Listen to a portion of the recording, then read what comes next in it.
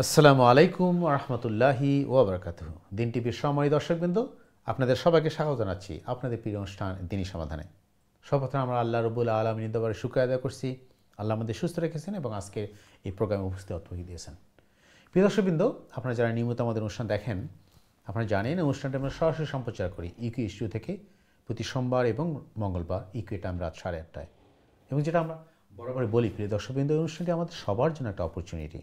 আমরা এখান থেকে দিন শিখবো, দিন জানবো, কোরআন থেকে আলোচনা শুনবো, আমাদের এলেমকে বৃদ্ধি করবো, আমলকে পরিশুদ্ধ করার জন্য। সো প্রিয় দর্শকবৃন্দ, আপনারা যারা প্রশ্ন করতে চান, মতামত দিতে চান, আপনার সবাইকে স্বাগতম। দয়া করে প্রশ্ন করবেন সরাসরি স্টুডিও লাইনে 0235150783 দিস ইজ দ্য নাম্বার।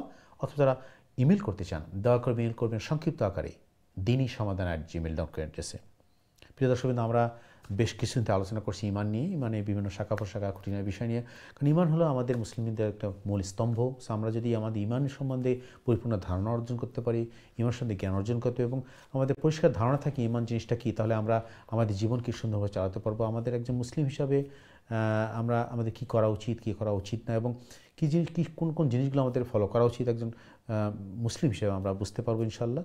আমাদের অনুষ্ঠানে বড় মতো উপস্থিত রয়েছেন আমাদের প্রিয় মেহমান, আমাদের নিয়মিত মেহমান ইমামান খতিব মহতারাম মুফতি হাসান উইচল সাহেব আজকের গুরুত্বপূর্ণ আলোচনা এবং আপনাদের প্রশ্নের জবাব দেওয়ার জন্য। সো আমরা দেরি না করে চলে যাচ্ছি আমাদের সম্মানিত মহর কাছে। আসসালামু আলাইকুম মহতারাম, কেমন আছেন? ওয়ালাইকুম আসসালাম, আলহামদুলিল্লাহ। আলহামদুলিল্লাহ, জাযাকাল্লাহ খাইরান। আমরা বড় মতো আপনাকে স্বাগত জানাচ্ছি, শুকরিয়া আদায় করছি। আপনি শত কাজের মধ্যে, শত ব্যস্ততা আমাদের ইস্যু এসে আমাদেরকে কোরআন হাদিস থেকে আলোচনা শোনান, আমাদের মাসলা মাসালা শেখান, এবং সর্বোপরি আমরা প্রতিদিনই কিছু জিনিস শিখছি কোরআন হাদিস থেকে। একজন মুসলিম হিসাবে যেটা আপনি বড়ভাবে বলেন, একজন মুসলিমের জন্য মিনিমাম কিছু জ্ঞান অর্জন করা দরকার, বেসিক জিনিসগুলো তার জানা দরকার, যেটা ফরজ আমাদের জন্য। এবং আসলে যেটা আমরা না জানি, না বুঝি এবং ইসলাম সম্বন্ধে আমাদের ধারণা ক্লিয়ার না থাকে, আসলে আমরা আসলে মুসলিম যে বুঝবেই বা কী, আমরা বুঝতেই পারবো না যে আসলে মুসলিম কিনা। কারণ মুসলিম হওয়ার জন্য যে যোগ্যতা দরকার, যে জ্ঞান দরকার, সেটা যদি আমরা না জানি, না বুঝি, তাহলে তো আমরা মুসলিম হবো, আর আমরা মুসলিম আসি কিনা সেটাও জানবো না। তো এই যে আমরা চেষ্টা করি, প্রিয় দর্শকবৃন্দ, আপনারা অনুষ্ঠান দেখবেন, প্রশ্ন করবেন, মতামত দিবেন, যাতে আমরা সবাই উপকৃত হতে পারি অনুষ্ঠান থেকে। জাযাকাল্লাহ খাইরান। আমরা শুরুতে মহতরাম আমরা বড় মতে আপনার কাছে নসিহত বক্তব্য, পাশাপাশি রাসূল সাল্লাল্লাহু আলাইহি ওয়াসাল্লামের সিরা থেকে, তার জীবন আদর্শ থেকে আমরা ধারাবাহিক যে আলোচনা করছি ইনশাআল্লাহ, সেখান থেকে আমরা শুনবো। জাযাকাল্লাহ খাইরান। আসসালামু আলাইকুম ওয়া রাহমাতুল্লাহ। ওয়ালাইকুম আসসালাম। আলহামদুলিল্লাহ ওয়া শুকরুলিল্লাহ ওয়াস সালাতু ওয়াস সালামু আলা রাসূলিল্লাহ। আম্মা বা'দু ফাআউযু বিল্লাহি মিনাশ শাইতানির রাজীম। বিসমিল্লাহির রাহমানির রহিম। وإذ صرفنا إليك نفرا من الجن يستمعون القرآن فلما حضروا قالوا أنصتوا فلما قضي ولوا إلى قومهم منذرين قالوا يا قومنا إنا سمعنا كتابا أنزل من بعد موسى مصدقا لما بين يديه إلى الحق وإلى طريق مستقيم. بارك الله لنا ولكم في القرآن العظيم ونفعنا وإياكم بالآيات والذكر الحكيم. رب اشرح لي صدري ويسر لي أمري واحلل عقدة من لساني يفقه قولي. اللهم صل وسلم وبارك على نبينا محمد وعلى آله وأصحابه أجمعين. আলহামদুলিল্লাহ সুম্মা আলহামদুলিল্লাহ। দিন টিভির দর্শক ভিউয়ার ভাই বোনেরা, আমরা আপনাদের প্রিয় প্রোগ্রাম শুরু করতে যাচ্ছি। আল্লাহ সুবহানাহু তাআলার কাছে আমরা তৌফিক কামনা করছি, আমরা যেন সঠিক কথা বলতে পারি এবং সঠিক জিনিস জেনে আমল করতে পারি। সম্মানিত দর্শক ভিউয়ার ভাই বোনেরা, গতকালকের আমাদের আলোচনার মধ্যে বেশ কিছু কলারের আগ্রহ জাগছিল যে জিন জাতির অবস্থান নিয়ে। আমি সূরা আহকাফের 29 এবং 30 নম্বর আয়াত তিলাওয়াত করেছি। আল্লাহ সুবহানাহু তাআলা ইরশাদ করছেন, যখন আমি একদল জিনকে আপনার প্রতি আকৃষ্ট করেছিলাম, তারা কোরআন পাঠ শুনেছিল। তারা যখন কোরআন পাঠের জায়গায় উপস্থিত হলো, তখন পরস্পর বলল, চুপ থাকো। অতঃপর যখন পাঠ সমাপ্ত হলো, তখন তারা তাদের সম্প্রদায়ের কাছে সতর্ককারী রূপে ফিরে গেল। তারা বলল, হে আমাদের সম্প্রদায়, আমরা এমন এক কিতাব শুনেছি যা মুসার পর অবতীর্ণ হয়েছে। এ কিতাব পূর্ববর্তী সব কিতাবের প্রত্যায়ন করে সত্য ধর্ম ও সরল পথের দিকে পরিচালিত করে। আসল বিষয় হচ্ছে যে তাফসির কারকদের মতে রসুল করিম সাল্লাল্লাহু আলাইহি ওয়াসাল্লাম যখন মক্কা মুকাররমায় ইমানের দাওয়াত দিয়েছিলেন, তখন মক্কার কুরাইশ নেতারা বা এলিট সমাজ যারা ছিল তারা আল্লাহ রসুলের দাওয়াতকে প্রত্যাখ্যান করেছে। রসুল করিম সাল্লাল্লাহু আলাইহি ওয়াসাল্লাম চিন্তা করলেন যে আমি যদি তায়েফ যাই, তায়েফের মানুষ ভদ্র, বিনয়ী এবং সভ্য, সুতরাং সেখানে গেলে হয়তো আমার দাওয়াত কবুল করতে পারে। সেজন্য আল্লাহ রসুল সাল্লাল্লাহু আলাইহি ওয়াসাল্লাম দাওয়াত নিয়ে তায়েফে পৌঁছালেন। সেখানে পৌঁছার পরে তায়েফের নেতারা একই ব্যবহার করলো আল্লাহ রসুল সাল্লাল্লাহু আলাইহি ওয়াসাল্লামের সাথে, এবং তাকে নিয়ে অনেক ধরনের ব্যঙ্গবিদ্রুপ করতে তারা শুরু করলো। পরবর্তী সময়ে রসুল করিম সাল্লাল্লাহু আলাইহি ওয়াসাল্লাম অত্যন্ত মনক্ষুণ্ণ হয়ে নিরাশ হয়ে তিনি মক্কার দিকে ফিরেছিলেন, এবং আল্লাহ রসুল সাল্লাল্লাহু আলাইহি ওয়াসাল্লাম যখন ফিরেন তখন তায়েফেরই কাছাকাছি যারা হজে বা উমরায় গেছেন আপনারা দেখছেন, ওইখানে একটি বাগান আছে যেটা আদ্দাস নামের বাগান। রসুল করিম সাল্লাল্লাহু আলাইহি ওয়াসাল্লাম ওই বাগানে এসে আশ্রয় নিয়েছেন। ওই বাগানটির মালিক ছিল মক্কার রাবিয়ার দুই পুত্র উতবা এবং সাইবা।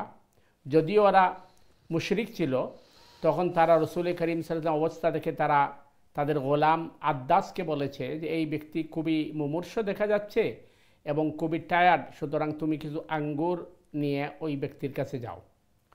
তো আদ্দাস রসুল করিম সাল্লাল্লাহু আলাইহি ওয়াসাল্লামের কাছে আঙ্গুরের প্লেট নিয়ে আসছেন, এবং রাখার পরে আল্লাহ রসুল বিসমিল্লাহ বলে প্রথম যে আঙ্গুরটি মুখে দেন, তখন আদ্দাস আশ্চর্য হয়ে যায়, কারণ ইতিপূর্বে বিসমিল্লাহ শব্দ মক্কায় কেউ ব্যবহার করে নাই।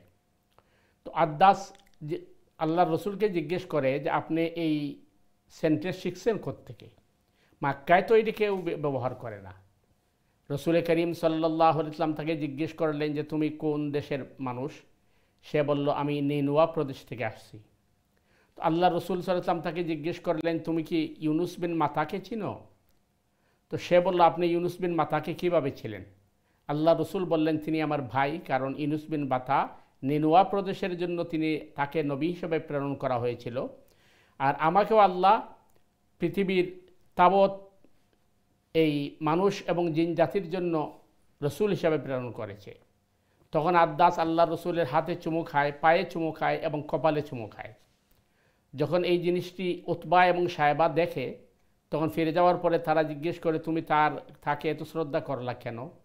আদ্দাস বললেন যে আসলে এই ব্যক্তির কাছ থেকে এমন কিছু কথা শুনেছি, ইনি সাধারণ মানুষ নয়, ইনি আল্লাহর প্রেরিত রসুল।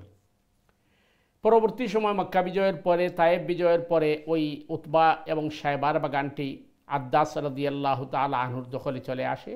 যারা হজে বা উমরায় গেছেন দেখবেন আপনারা ওইখানে আদ্দাস রাদিয়াল্লাহর নামে মসজিদ আছে, এবং ওইখানে ওই বাগানটি এখনও আছে।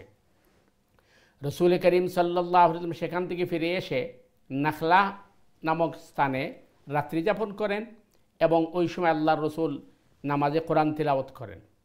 যখন আল্লাহ রসুল কোরআন তিলাওয়াত করেন তখন জিনের একটি গ্রুপ ওই দিক দিয়ে অতিক্রম করে, তখন তারা এই তিলাওয়াতের আওয়াজ শুনে তারা একজন আর তিনজনকে বলেছিল যে নীরবতা পালন করো আর শুনি আমরা কি হয়েছে। তবে হাদিসের ভাষ্য অনুযায়ী বোঝা যায় ঈসা আলা নবীন আলাইহিস সালামের পর্যন্ত জিন এবং শয়তানরা প্রথম আকাশ পর্যন্ত পৌঁছত, এবং সেখানে তারা কান লাগাইয়া আসমানের উপরে কি গড়ছে না গড়ছে এইগুলো তারা শুনতো, আর ওইখান থেকে তারা মেসেজ ইবলিসের কাছে এবং জ্যোতিষীদের কাছে পাচার করত। কিন্তু রসুল করিম সাল্লাল্লাহু আলাইহি ওয়াসাল্লামের নবুয়ত ঘোষণার পরে তারা আর উপরের দিকে উঠতে পারে না, তাদেরকে উল্কাপিণ্ড দিয়ে আঘাত করা হয় অথবা ওই অগ্নিশিলা দিয়ে আঘাত করা হয়। তখন তারা ইবলিসকে বলছে আমাদেরকে তো উপর দিকে উঠতে দেওয়া হচ্ছে না।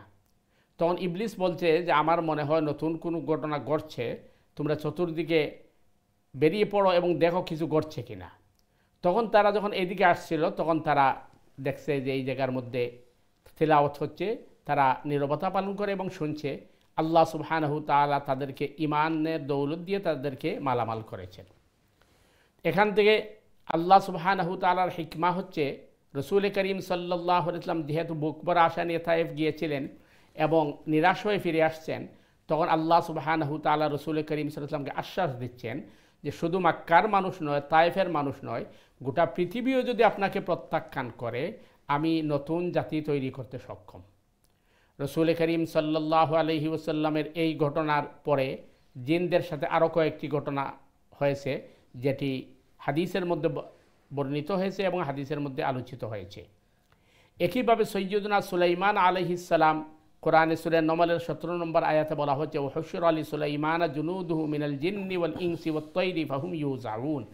যে সৈয়দনা সুলাইমান আলাইহিস সালামের সোলজার মধ্যে, সেনাদের মধ্যে যেভাবে মানুষ থাকতো, জিনও থাকতো এবং পশু পাখি সব কিছু থাকতো, এবং তিনি বিশাল এই আপনার ক্যান্টনমেন্ট বানিয়ে রেখেছিলেন, যেখানে জিনদের জন্য আলাদা স্থান ছিল, মানুষের জন্য আলাদা স্থান ছিল এবং পশু পাখিদের জন্য আলাদা স্থান ছিল।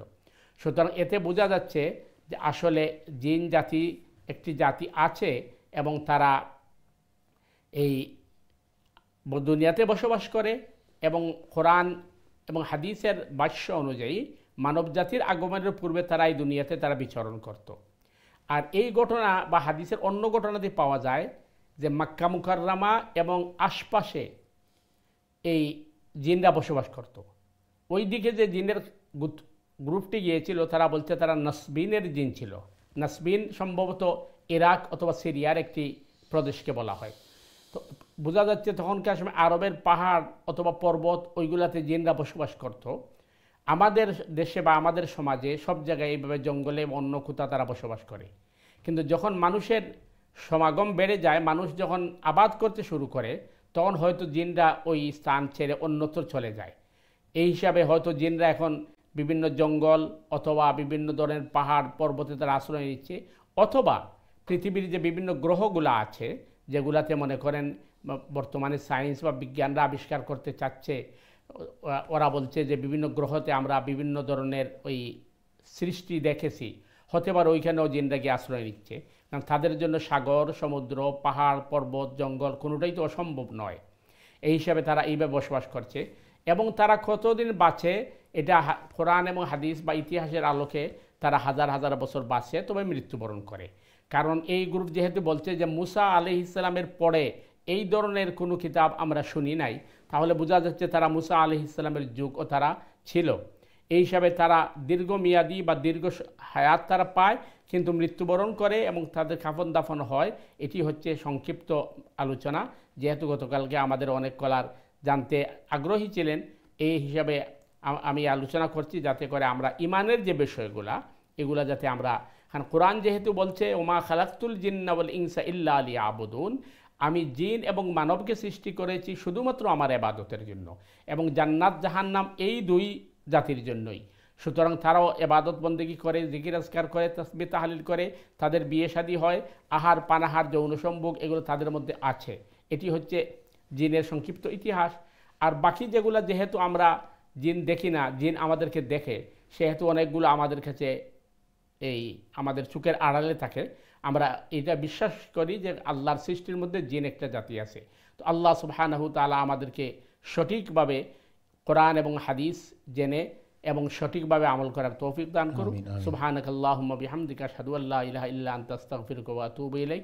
আসসালামু আলাইকুম ওয়া রাহমাতুল্লাহি ওয়া বারাকাতুহু। জাযাকাল্লাহু খাইরান। খুব ইন্টারেস্টিং জিনিস। সুপ্রিয় দর্শকবৃন্দ, আপনারা যারা এই মুহূর্তে টিভি এর সামনে অথবা অনলাইনে আমাদের অনুষ্ঠানে যোগদান করছেন, আপনার সবাইকে স্বাগতম, মোবারকবাদ।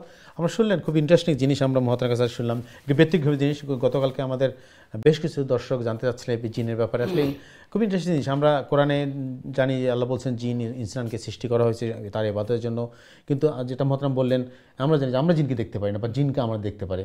একটা জিনিস খুব ইন্টারেস্টিং মহতারাম, দেখেন অনেকে বলে বা আমরা শুনছি শুরুতে গল্প যে জিনরা অনেক সময় মানুষের রূপ ধারণ করে, তারা মানুষের রূপ ধারণ করে, তারা মানুষের সমাবেশে, আমাদের পরিবেশে, আমাদের সমাজে বসবাস করে, আমাদের সাথে থাকে।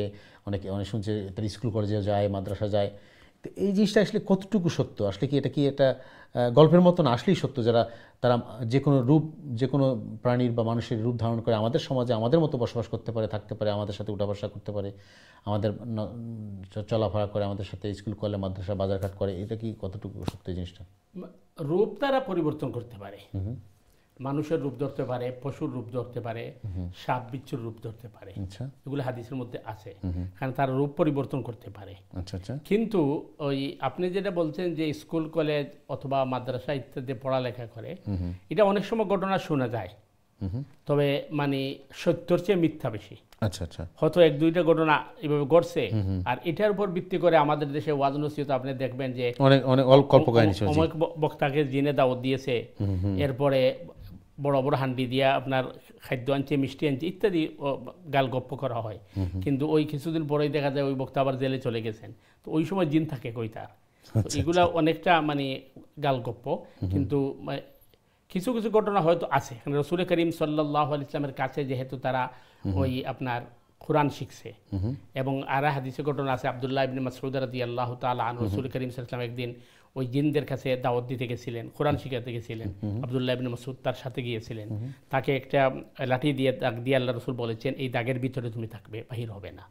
এবং সারা রাত আল্লাহ রসুল তাদেরকে কোরআন শিক্ষা দিয়েছেন। আচ্ছা আচ্ছা তো এই হিসাবে কোনো আলেম ওলামার কাছে আসতে পারে, এটাও সম্ভব নয়। কিন্তু আমাদের কাছে মানে সত্যর চেয়ে গালগপ্প বেশি। ইনশাল্লাহ আমরা চেষ্টা করবো আরও একটু আলোচনা করার জন্য। খুব ইন্টারেস্টিং জিনিস। সম্মানিত দর্শকবৃন্দ, আপনারা যদি অংশগ্রহণ করতে চান, মতামত দিতে চান, ইনশাল্লাহ আপনারা ওয়েলকাম।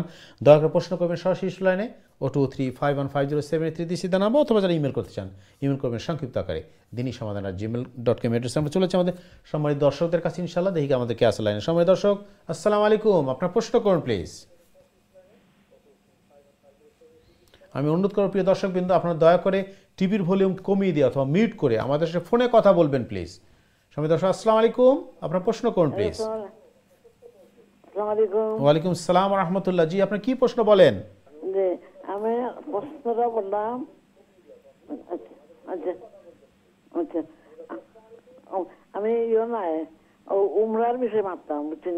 আচ্ছা, উমরাত গেলে কি পয়লা মদিনা সব গেলাম না, গিয়া হেরাম তো বানতাম মাঝানো মসজিদ দেওয়া মসজিদ উঠলো আমরা যাইব নি হেরাম হেরাম আঁকি আমরা মক্কা দেওয়ার সময় যে হেরাম বান্ধি এরাম আমরা উঠলো আমরা যেতে পারবো না। ওটা ওটা হইল নাকি আর হেরামর হাফার লাগবো নি না বুর্গাই দিব। আচ্ছা ঠিক আছে, আরো করছি আমি বুর্গা দিয়ে করছি, এরাম হাফার দিয়ে করছি আর কি। ওন তারা কি নয় আবার হুন্ডা মোটা তেলাই তারা বাকি হাফতাম চিনি তা হইয়া দিব আমার। আচ্ছা ঠিক আছে, আসসালামু আলাইকুম। ওয়ালাইকুম আসসালাম। জি মোহতারাম প্লিজ। যে আসলে মানে আপনি উমরাত যারা, আল্লাহ সুবহানাহু তাআলা আপনার উমরারে কবুল করুক, আমিন আমিন, এবং আল্লাহ সুবহানাহু তাআলা আপনার সফরে কামিয়াব করুক। বিষয়টা হলো যেহেতু আপনি মাক্কাত যারা আগে, তো মাক্কাত উমরার লাগি গেলে আপনি কিন্তু মিকাত থেকে ইহরাম মানতে হইবা। মিকাত হইল যে সীমানা নির্ধারণ করে দেওয়া হয়েছে। সুতরাং ইদেশ থেকে যখন আপনি যাইবা তখন প্লেনে আপনার মিকাত যখন অতিক্রম করব তখন প্লেন থেকে আপনার অ্যানাউন্স করা হইব যে যারা উমরা করতে চায়রা তারা এহরাম বাদতা। তো এই হিসাবে মানে আপনি যদি এয়ারপোর্ট থেকে হিতুর এয়ারপোর্ট থেকে যদি এহরাম বান্ধিলেন এটা সবচেয়ে ভালো হইব। কিন্তু আপনি এহরাম ছাড়া মক্কা ঢুকতে পারতা নাই, যেটা আপনি কইছেন হোটেল থেকে এহরাম বানবা। যদি আপনি মানে এহরাম ছাড়া জিদ্দা এয়ারপোর্টে নামি যান তাহলে আপনার উপরে দমাইব। এই হিসাবে মানে যেহেতু মা বোনের লাগে সুবিধা হইল এটা যে আপনার লাগে এহরামের আলাদা কোনো ক্লথ লাগে না, যারা পুরুষের লাগে দুইটা চাদর লাগে, সেলাইবিহীন কাপড় লাগে, জুতা পাওয়া দেওয়া এবং মানে আপনার সক্স ব্যবহার করা এটা পুরুষের লাগে নিষেধ। তো মা বোনের লাগে সুবিধা হইল আপনি আপনার নর্মাল কাপড় দিয়ে আপনি এহরাম বানবা, শুধু চেহারা খোলা রাখবা। তো আপনি যদি হিত্রু এয়ারপোর্টও যদি আপনি অথবা গড় থেকে যদি আপনি এহরামের নিয়ত করিয়া আপনি 2 রাকাত নামাজ পড়িয়া এরপরে এহরামের নিয়ত করিয়া আপনি যদি বারোই যায় এটা ভালো হইব এবং সুবিধা হইব। কারণ প্লেনের মাঝে অনেক সময় আপনার ও নামাজ পড়ার সুবিধা থাকে না বা সুযোগ থাকে না। এই হিসাবে এয়ারপোর্ট থেকে, আর যেহেতু মা বইনের লাগে এটা তেমন অসুবিধা না, আপনার নর্মাল কাপড় দিয়া আপনি 2 রাকাত নামাজ পড়িয়া এহরামের নিয়ত করবা, আর এরপরে আপনি তালবিয়া পড়তে থাকবা, যে তালবিয়াগুলো আছে লাব্বাইক আল্লাহুম্মা লাব্বাইক। আর এটা হইলো প্লেনে ওঠার সময় পড়বা এবং প্লেন থেকে নামার সময় পড়বা, এরপরে জিদ্দাত গিয়া পড়বা। অর্থাৎ আপনি প্রথম উমরার লাগে যে আপনি তওয়াফ শুরু করবো হজরে আসওয়াদে যাওয়ার আগ পর্যন্ত আপনি এই তালবিয়া পড়তে থাকবা। তবে উচিত হইলো আপনার লাগে আপনি ঘর থেকে মানতে পারবা। যদি মনে করেন ঘর থেকে মানলে অসুবিধা আছে তাইলে আপনি হিত্রু এয়ারপোর্ট থেকে বান্ধিলেইবা। আর অসুবিধা থাকার কথা নাই। তার কারণ হইল যে আপনি যদি পুরুষের লাগে অসুবিধা থাকে, পুরুষ 2 চাদর দিয়ে এহরাম বাঁধতে হয়, তখন ঠান্ডার দেশ ঠান্ডা লাগিয়ে দিতে পারে। আপনার মা বোনের লাগে তো জ্যাকেট ফিন্দা অথবা সক্স পাওয়া দেওয়া এটা নিষেধ নাই, শুধুমাত্র চেহারা খোলা রাখাই মা বোনদের এহরাম। এই হিসাবে আপনি হিথ্রো এয়ারপোর্ট থেকে এহরাম বাঁধতে উঠে যাবা, এটাই যথেষ্ট ইনশাআল্লাহ। জাযাকাল্লাহু মহতারাম, খুবই মহতারাম, ধন্যবাদ জানাচ্ছি আমাদের সময় দর্শকের সঙ্গে গুরুত্বপূর্ণ প্রশ্ন করার জন্য। আমাদের অনেক প্রশ্ন আসে যে উমরা এবং হজের আসলে এই যে পুরুষ এবং মহিলাদের মধ্যে আসলে বেসিক ডিফারেন্সটা কি, উমরা পালন করা যায় বা এহরামের জন্য বেসিক ডিফারেন্সটা কি? বেসিক ডিফারেন্স যেটা বললাম যে পুরুষ কিন্তু এই নর্মাল পোশাক পরতে পারবে না, তার জন্য ফিক্সড দুইটা চাদর, এবং কোনো অসুবিধা না থাকলে সক্স ব্যবহার করতে পারবে না। আচ্ছা। এবং আপনার পাও ঘুরে যায় এমন জুতা ব্যবহার করতে পারবে না। আচ্ছা। বুট অথবা যেমন মনে করেন উপরে হাড্ডি ঘুরে যায় এমন জুতা ব্যবহার করতে পারবে না, মাথা ঘুরতে পারবে না। আচ্ছা। তো এই ধরনের রেস্ট্রিকশন পুরুষের লাগে থাকে বেশি। আচ্ছা। আর মা বোনদের জন্য শুধুমাত্র তাদের নর্মাল পোশাকটাই, যে কোনো পোশাক তারা যেটা নর্মাল যে পোশাক যেটা আছে, এহরাম শুধু চেহারা খোলা রাখবে। আচ্ছা আচ্ছা। কারণ এতেই বোঝা যায় ইসলামের যে শিক্ষা, কারণ মা বোনদের জন্য সবচেয়ে বড় জিনিস হলো পর্দা ফরজ। মা বোনদের যদি পুরুষের মধ্যে 2 চাদর হতো তাই পর্দা করতে পারত না, এই জন্য তাদের চেহারাটা খোলা রাখবে, আর তাদের জন্য কোনো রেস্ট্রিকশন স্বভাবত নাই। খুবই গুরুত্বপূর্ণ জিনিস জানলাম। সম্মানিত দর্শক, আপনাকে ধন্যবাদ। আর প্রশ্ন করার জন্য চলে আসছে আমাদের পরবর্তী দর্শক কাছে, দেখি কি আছে। আসসালামু আলাইকুম, জি কেমন আছেন? ভালো আছি। আমি আগে আপনার কইতাম বেড়া লাগিয়েছি, আমি মদিনা শরীফ পয়লা যাই মুইতেন নি, মদিনা শরীফ যাই পয়লা বাদে আমরা মক্কা শরীফ যাই মুইতেন নি। আচ্ছা। তো হ্যালো জি হুন আমার কোকা, আমি মদিনা শরীফ পয়লা যাইমু, বাদে মক্কা শরীফ যাইমু। আমার এটা কইতে বেড়া লাগিয়ে উঠেন নি, ওরা লাগি আমি ছোটবেলা কইছি উঠেন নি। মদিনা থেকে বেড়া লাগিয়েছিলাম। মদিনা থেকে আপনি মক্কাত কিলা যাইবা, ট্রেনে যাইবা না প্রাইভেট গাড়ি যাইবা? আমরা পয়লা ডাইরেক্ট যাইমু মদিনা শরীফ, বাদে যাইমু মক্কা শরীফ উঠেন নি। না কইছি মদিনাতে মক্কা যাইবা ট্রেনে না প্রাইভেট গাড়ি? গাড়ি যাইমু, গাড়ি। ওকে, গাড়ি যাইমু। জি আচ্ছা জি বুঝছি আপনার প্রশ্ন। আপনি টিভি দেও কা প্লিজ। প্রাইভেট গাড়ি, প্রাইভেট গাড়ি। জি হুজুর বল। জি আপনি যদি মদিনাত যাইন আগে, তাইলে আপনার ইহরাম লাগতো না এখান থেকে বান্দা। জি আপনি বানতাম নি, মাঝে একটা মসজিদ আছে কোনো কি আমরা এহরাম বানতাম। যে আপনি যদি মদিনাত যান গিয়ে, তাহলে মদিনা থেকে মক্কাত যাওয়ার সময় উত্তম হইব মসজিদে গিয়ে এহরাম বান্ধা।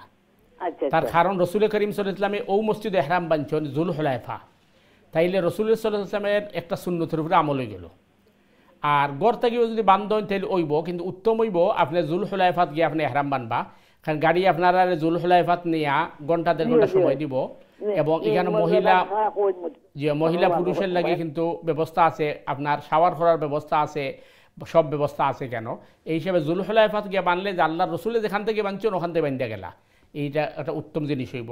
আর ইচ্ছা করলে আপনি হোটেল থেকে বানতে পারবা। আল্লাহু আলাম। জাযাকাল্লাহ। সময় দর্শক ধন্যবাদ আপনাকে প্রশ্ন করার জন্য। আশা করি আপনার প্রশ্নের জবাব পেয়ে গেছেন। জাযাকাল্লাহ খান। সুপ্রিয় দর্শক বিন্দু, আপনারা দেখছেন আপনাদের প্রিয় অনুষ্ঠান দিনী সমাধান। আপনাদের প্রশ্ন জিজ্ঞাসা মতামত নিয়ে আমাদের অনুষ্ঠান আমরা চেষ্টা করি সমসাময়িক বিষয় নিয়ে আলোচনা করার জন্য, এবং দৈনন্দিন জীবনে ইসলাম সম্বন্ধে দিনী ব্যাপারে আমাদের যে সমস্যা আমরা সম্মুখীন হই, অথবা আমাদের দিনের সাথে যে বুঝতে আমাদের যে সমস্যা আমরা কিছু কনফিউশনের মধ্যে আসি, এই ব্যাপারে আমরা চেষ্টা করি জানার জন্য প্রতিদিন কিছু আলোচনা আমরা করি, যাতে আমাদের এই কনফিউশনগুলো দূর হয়ে আমরা সঠিকভাবে ইবাদতগুলো করতে পারি এবং আল্লাহর নৈকট্য অর্জন করতে পারি ইনশাআল্লাহ। চলে যাচ্ছে আমাদের পরবর্তী দর্শকের কাছে, দেখি কি আছে লাইনে। সময় দর্শক আসসালামু আলাইকুম, আপনার প্রশ্ন করুন প্লিজ। জি সময় দর্শক আসসালামু আলাইকুম। হ্যালো আসসালামু আলাইকুম। ওয়ালাইকুম আসসালাম। জি আপনি ভালো আছেন? জি আছি, ভালো আছি। জি কি প্রশ্ন বলেন? আমি প্রশ্ন করেছিলাম আপনার, আমি উমরা যাইতাম আপনার বুঝছেন, আমি যদি ঘর থাকি এহরাম বান্ধিয়া যাই, তে আপনার নিকাহ ফিন্দিলে ওইবনি না নিকাহ ফিন্দা লাগতো না? ওটাটা জানতে চাই। আপনি মক্কায় যাচ্ছেন না মদিনায় যাচ্ছেন? মক্কায়। আচ্ছা ঠিক আছে। আর কোনো প্রশ্ন আছে আপনার? জি না, আর কোনো প্রশ্ন নাই। ঠিক আছে, আপনি ধন্যবাদ প্রশ্নের জন্য। আপনি দয়াকে টিভিতে অনুষ্ঠান দেখতে থাকেন ইনশাআল্লাহ। জাযাকাল্লাহ খান। জি জি আসলে আপনি ঘর থাকি এহরাম বান্ধা যাইতে পারবা, কিন্তু বিষয়টা হইল যে আপনি নিকাব ব্যবহার করতে পারতা নাই। তার কারণ হইল মা বোনের এহরামটা হইল তার ফেস বা চেহারা। এখন যদিও কোনো উলামায় কইছেন যে কতগুলো টুপি পাওয়া যায় সাবন্দিক বাড়াইল থাকে, ওটা দিয়ার পরে নিকাব দিবার লাগে। এটা কিন্তু অনেকটা ঝামেলা হয়ে যায়, কারণ হইল মানে ইসলাম আমরা লাগে সহজ করে দেওয়া হয়েছে, আর দিন ইউসরা। সুতরাং আপনি যদি নিকাব ছাড়া যায়, আপনি আপনার চৌকরে নত রাখবা, ওটাই যথেষ্ট। তো কারণ মা বইনের এহরামটা হইল তান চেহারাত, আর আপনি যখন মানে উমরা শেষ করে দিবা তখন নিকাব ব্যবহার করবা, এটা উত্তম। আর আপনি যদি চাইন তাইলে নিকাব ব্যবহার করতে হইলে ওই আলগা টুপি লাগবো, এর উপরে নিকাব দিতে হইবা যাতে চেহারার মধ্যে নিকাব না লাগে, এটা হলো মাসলা। তবে আপনার ইচ্ছা, এবং গড় থেকে আপনি এহরাম বান্ধে যাইতে পারো, কোনো অসুবিধা নাই। এবং আমরা আগের যে কলারে যেটা হয়েছিলা, যদি কেউ আগে মদিনাত যায় অথবা রিয়াদ যায়, অর্থাৎ মিকাতের বাহিরে যদি কেউ সৌদি আরবের কোনো সিটির যায়, তাইলে তান এখান থেকে এহরাম বান্ধা রাখতো না, মদিনা মুনওয়ারাতে গিয়ে তাই এহরাম বান্ধতে পারবা। কিন্তু আগে মাক্কাত গেলে অবশ্যই তাহলে মিকাতের আগে এহরাম বান্ধতে হইব। আর আপনি যেটা কইছেন যে আসলে মা বইনের লাগে নিয়ম হইল যে আপনি আপনার চেহারারে খোলা রাখতে, এখানে মা বইনের এহরামটা হইল চেহারাত। আর নিকাব ব্যবহার করতে হইলে আপনি ওই যে সামনে বাড়াই টুপি ওটা দিয়ে ব্যবহার করতে হইবা, যাতে করে মানে এই নিকাবের যে কাপড় এটা যাতে চেহারার মধ্যে না লাগে। আশা করি ক্লিয়ার হয়েছে ইনশাআল্লাহ। খুবই ইম্পর্টেন্ট একটা জিনিস মোহতারাম, অনেকে আমাদের এই কনফিউশনটা অনেক মা বোনেরা আসে যে আসলে নেকাব জিনিসটা কি, একটু যদি আমাদের বলতেন, এবং কেন নেকাবটা হজের সময় বা উমরার সময় মানে বাধ্যতামূলক না, অন্য সময় কি বাধ্যতামূলক কিনা একটু জানাতেন। দেখেন দুটি জিনিস, একটা হচ্ছে হিজাব আর আরেকটি হচ্ছে নিকাব। ওকে, হিজাবটা হচ্ছে পর্দা, পার্টিশন, অন্তরায়, এটা হচ্ছে হিজাব, যেটা এটাকে প্রতিটা মুসলিম নারীর জন্য ফরজ করতেই হবে। জি, এটা গড়েও করতে হবে, বাহিরেও করতে হবে। কারণ গড়ে যারা আপনার মাহরাম নয় তাদের সাথে পর্দা করতে হবে, এটা হচ্ছে হিজাব। হিজাব মানে হচ্ছে পর্দা। কারণ কোরআন বলছে ওয়াইযা সাআলতুমুহুন্না মাতাআন ফাসআলুহুন্না মিন ওয়ারাই হিজাব। রসুল করিম সাল্লাল্লাহু আলাইহি ওয়াসাল্লামের ওয়াইফদেরকে বলা হচ্ছে তোমরা যদি পরপুরুষের সাথে কথা বলো তাহলে পর্দার আড়াল থেকে কথা বলো, মানে কথা বলার সময় পর্দার আড়াল থেকে কথা বলো। তো এটা হচ্ছে হিজাব। আরেকটা হচ্ছে নিকাব। নিকাব আসলে সাধারণত বাহিরে যাওয়ার জন্য ব্যবহার করা। নিকাব কথার অর্থটা কি? ওই যারা ঝুলাই রাখা হয়। আচ্ছা, তো এটা চেহারার সামনে তো ঝুলাই রাখা হয়, তো এই জন্য মানে এটা বাহিরে যেতে হলে মা বোনরা ব্যবহার করেন। এখন নিকাব ফরজ না ফরজ না এটা নিয়ে বিতর্ক আছে অনেক, কিন্তু যেহেতু মা বোনদের মূল মানে এহরামটাই হচ্ছে চেহারার মধ্যে, আর তো তার সারা শরীর ঢাকা, এই জন্য মানে এহরামরত অবস্থায় নিকাব ব্যবহার করা যাবে না। যদি করেন তাইলে কোনো কোনো উলামার মতো হলো ওই আলাদা একটা টুপি আছে ওইটা দিয়ে করতে হবে, যেটা চেহারার মধ্যে ওই নিকাবের কাপড়। একটা জিনিস আমি যেটা ক্লিয়ার করছি, সুপ্রিয় দর্শক আপনারা দেখছেন যে অনেকেই প্রশ্ন করেছেন এই ব্যাপারে, নেকাবটা জরুরি না আপনার হজের জন্য না, নেকাবটা এহরামরত অবস্থা জরুরি না, এহরামরত অবস্থা জরুরি না, এটাই আমার ক্লিয়ার করা ছিল যে যারা করতে চান নেকাব নরমাল সময় ঠিক আছে, হজ বা উমরার সময় এহরামরত অবস্থায় করা জরুরি। জাযাকাল্লাহ খাইরান, এটা আমরা করছি। চলে আসছে আমাদের পরবর্তী দর্শক আছে ইনশাআল্লাহ। আসসালামু আলাইকুম সম্মানিত দর্শক, আপনার প্রশ্ন করুন প্লিজ। সম্মানিত আসসালামু আলাইকুম। আসসালামু আলাইকুম। ওয়ালাইকুম আসসালাম ওয়া রাহমাতুল্লাহ। জি ভাই, কি প্রশ্ন বলেন? জি ভাই, আমার একটা প্রশ্ন আছে। প্লিজ বলেন। জি, আমার কোয়েশ্চন হইলো, আমি এয়ারপোর্ট যাইবার সময় আগে আমার ব্যাগ ট্যাগ বা হ্যান্ড লাগেজ যেটা এটা নিতে দিছে না, মানে উমরা যাইবার সময় আগে। জি, আপনার কথাটা ক্লিয়ারলি বুঝি না, আমি লাগেজের ভিতরে ভরা লাগছে ভাই প্লিজ। আপনার কথা তো আমি মানে এহরামের কাপড় পরা যে জায়গা থেকে ইয়ে করা লাগে এখানে করতে পারছি না।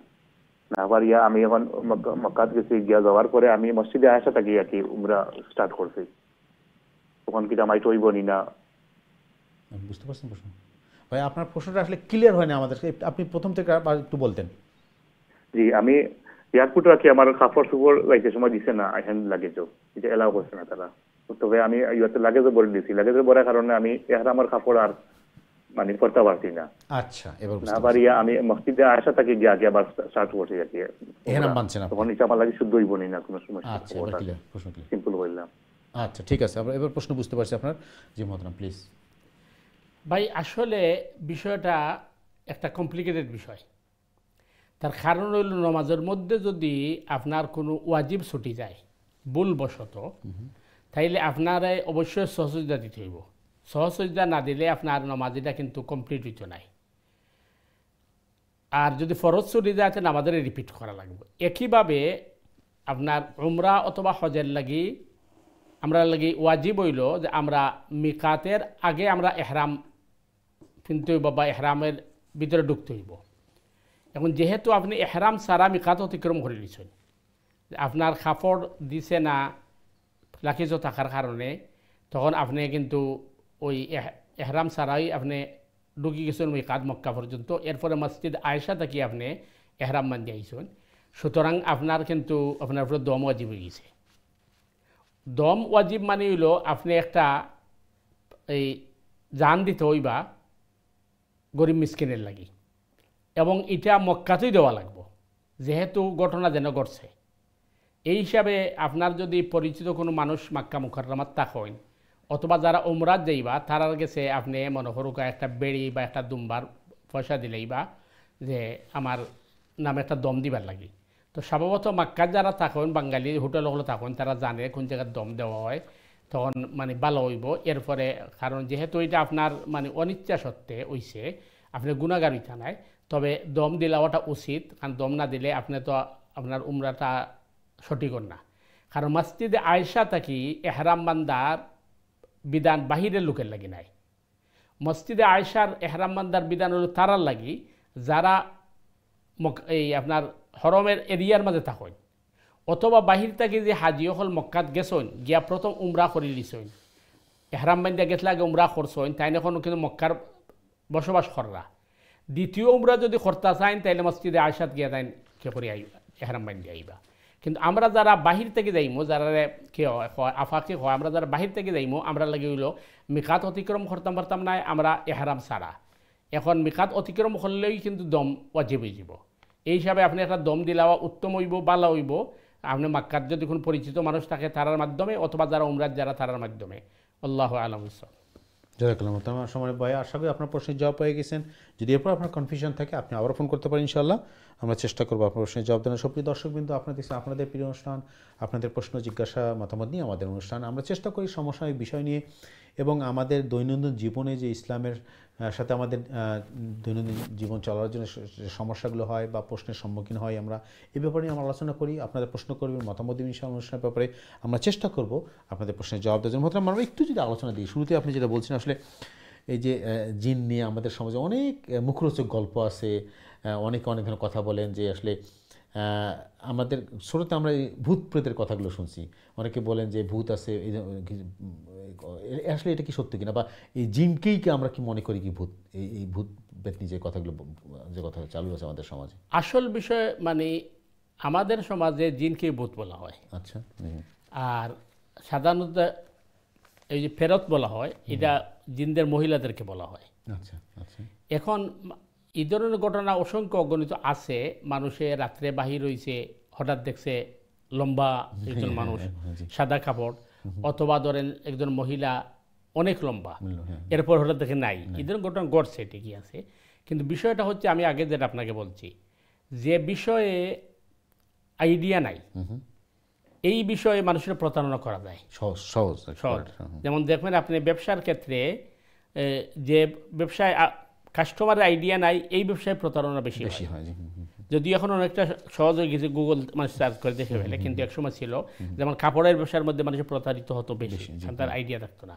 তো আগেই যেটা বলা হচ্ছে, জিন যেহেতু আমরা দেখি না কিন্তু জিনে আমাদেরকে দেখে, এই জন্য মানে এটা নিয়ে অনেক মানে আপনার এই মুখরোচক কথা ঘটনা আরও বিভিন্ন ধরনের কথাবার্তা আসছে।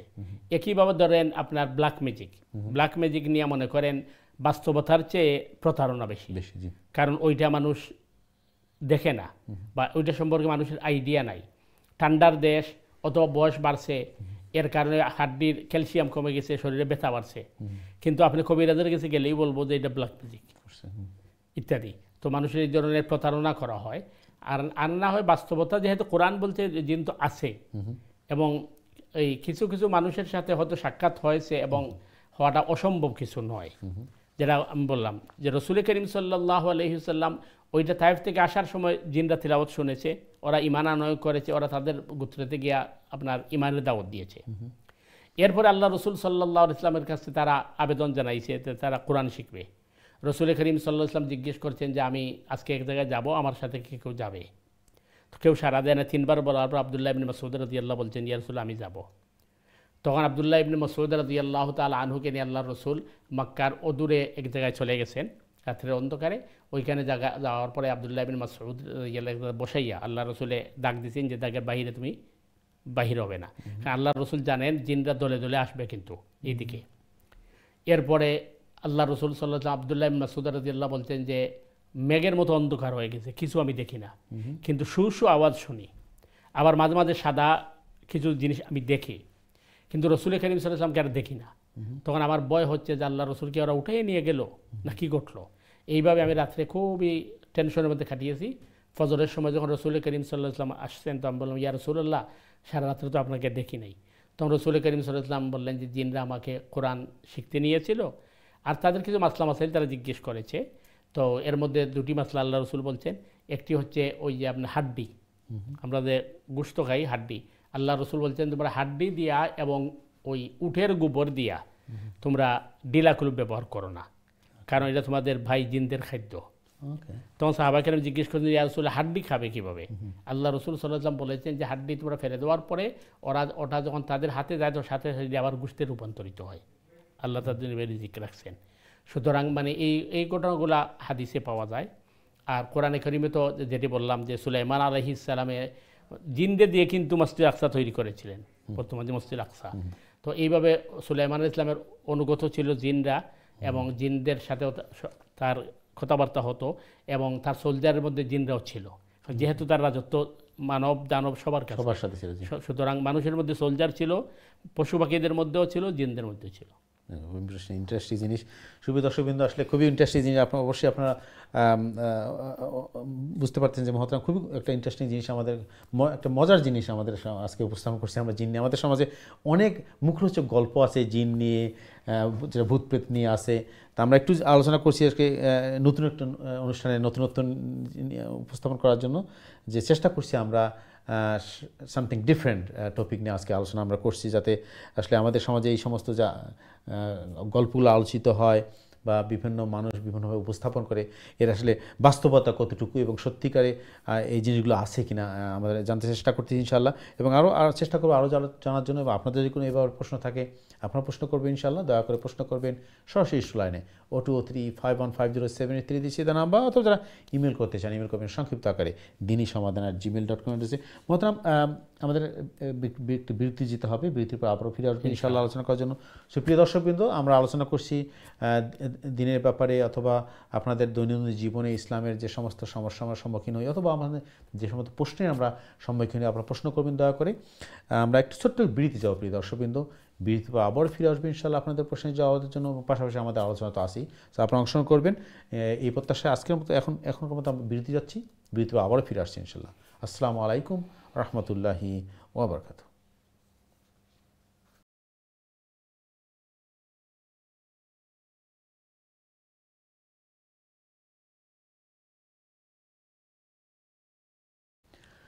আসসালামু আলাইকুম রহমতুল্লাহি ওয়া বারাকাতুহু। দিন টিভির সময় দর্শকবৃন্দ, বিরতির পরে আবার আপনাদের স্বাগত জানাচ্ছি আপনাদের প্রিয় অনুষ্ঠান দিনী সমাধানে। যারা টিভি সেটের সামনে অথবা অনলাইনে আমাদের অনুষ্ঠানে যোগদান করছেন, আপনাদের সবাইকে স্বাগতম, মোবারকবাদ। প্রিয় দর্শকবৃন্দ, আমরা আলোচনা করছি ইমান নিয়ে, ইমানের খুঁটিনাটি বিষয় এবং বিভিন্ন মাসলা মাসলানের পাশাপাশি আমাদের অনুষ্ঠানে উপস্থিত রয়েছেন আমাদের প্রিয় মেহমান, আমাদের নিয়মিত মেহমান ইমাম খতিব মোহতারাম মুফতি হাসান নুরী চৌধুরী। আজকের গুরুত্বপূর্ণ আলোচনা এবং আমাদের প্রশ্নের জবাব দেওয়ার জন্য আপনারা যারা প্রশ্ন করতে চান প্রিয় দর্শকবৃন্দ, প্রশ্ন করবেন সরাসরি লাইনে 0235155073 দিস ইজ দ্য নাম্বার, অথবা যারা ইমেল করতে চান ইমেল করবেন সংক্ষিপ্ত আকারে dini@gmail.com এড্রেসে।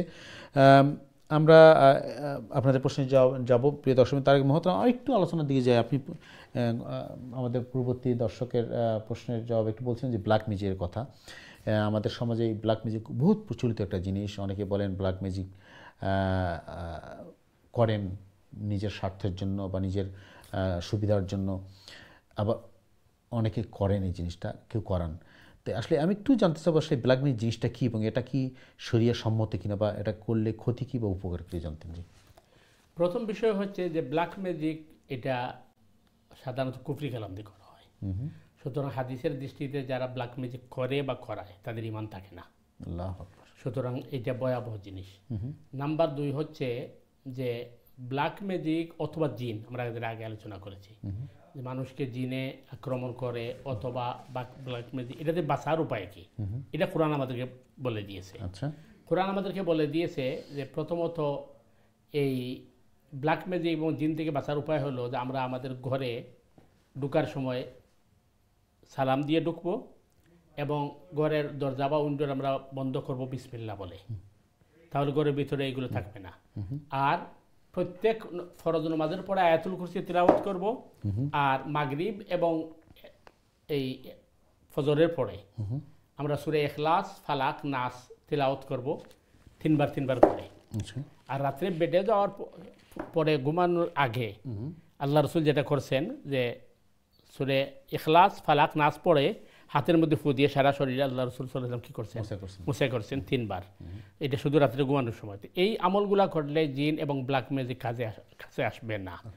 এখন যদি অন্য কোনো বেমার থাকে আর কি করে ওই কবিরাজ বলে ব্ল্যাক ম্যাজিক, তার বুঝতে হবে প্রতারণা। কারণ আপনি তো প্রোটেকশন নিয়ে নিছেন। আর হাদিসের মধ্যে আসছে বিসমিল্লাহিল্লাযী লা ইয়াদুররু মা ইসমিহি শাইউন ফিল আরদি ওয়ালা ফিস সামাই হুয়াস সামিউল আলিম। এই দোয়া যারা সকালে ফজর পরে 3 বার পড়বে এবং মাগরিব পরে 3 বার পড়বে, ওই দিন ওই রাত্রে এই ধরনের কোনো বালা মুসিবত তাকে অ্যাটাক করতে পারবে না।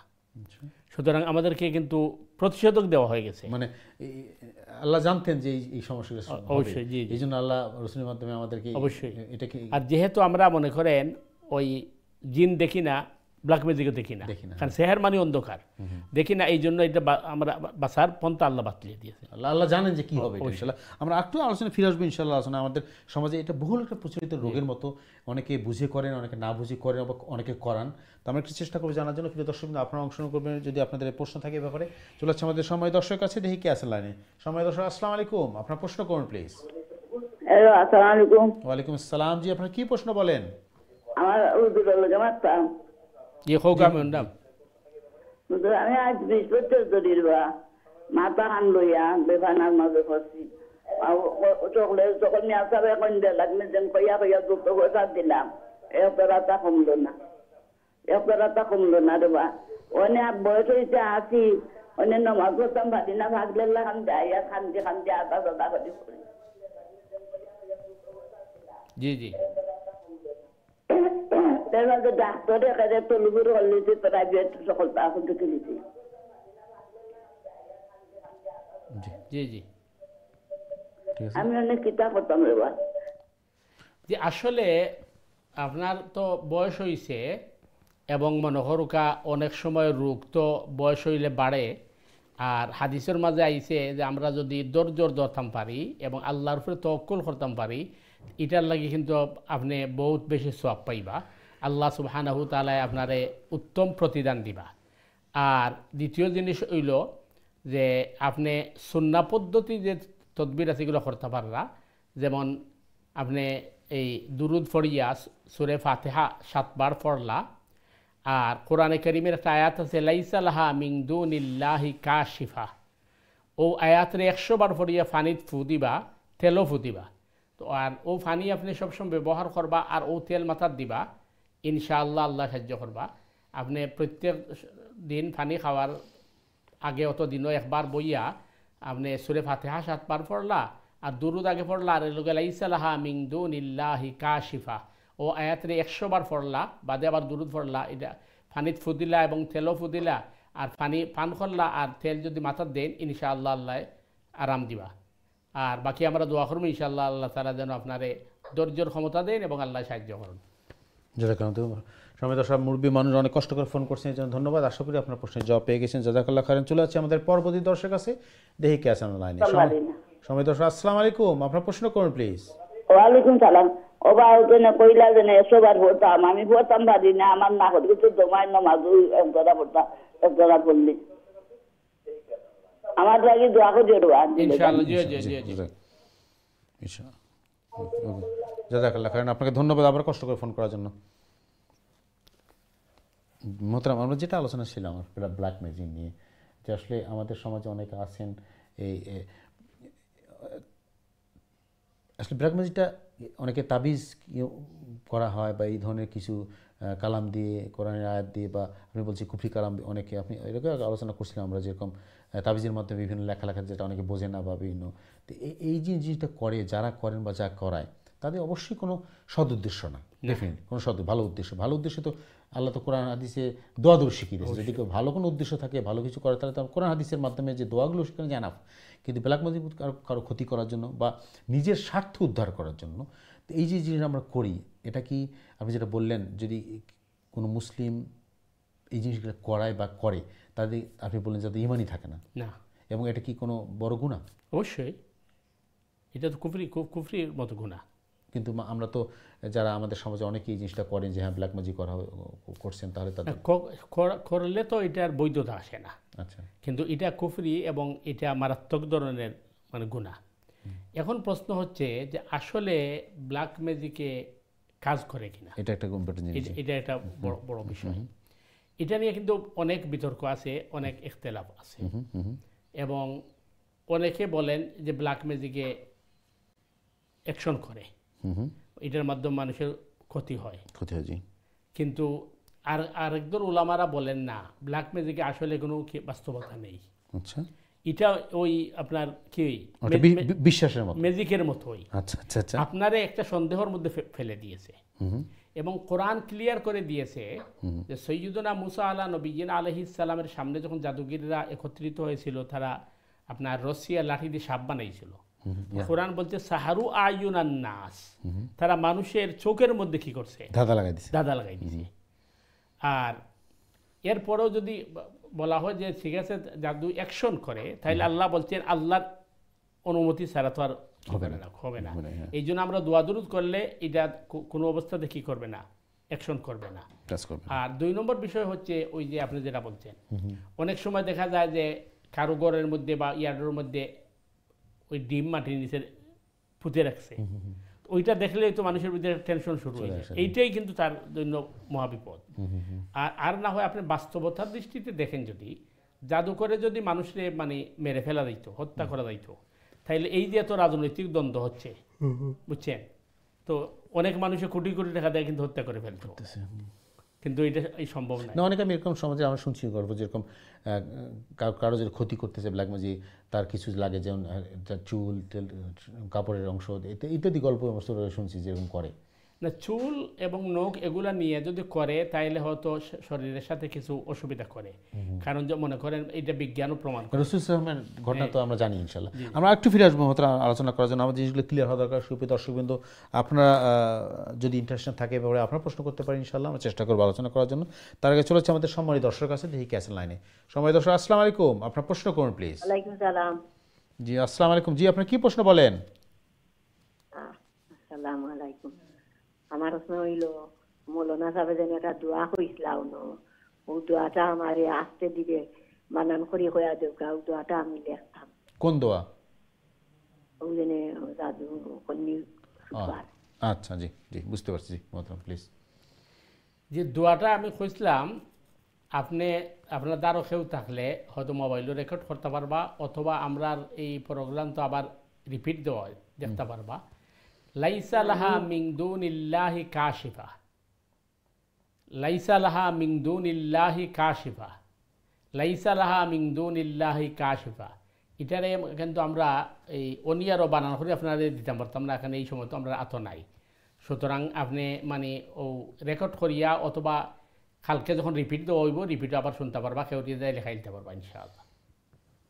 জি জি, সম্মানিত দর্শক, আশা করি আপনার প্রশ্নের আপনি জবাব পেয়েছেন। সুন্দর দোয়া, এবং আমাদের মনে হয় এই জিনিস দোয়াটা শেখা দরকার। অনেকে যারা আমরা মনে করি যে একজন ক্ষতি করতে না পারে, তার জন্য প্রোটেকশন আর কি, সোজা কথা জাযাকাল্লাহ খান। যে আমরা যে আলোচনায় ছিলাম মহতারাম ব্ল্যাক ম্যাজিকের, জি তো এটা এক ধরনের একটা ব্যবসায় পরিণত হয়ে গেছে।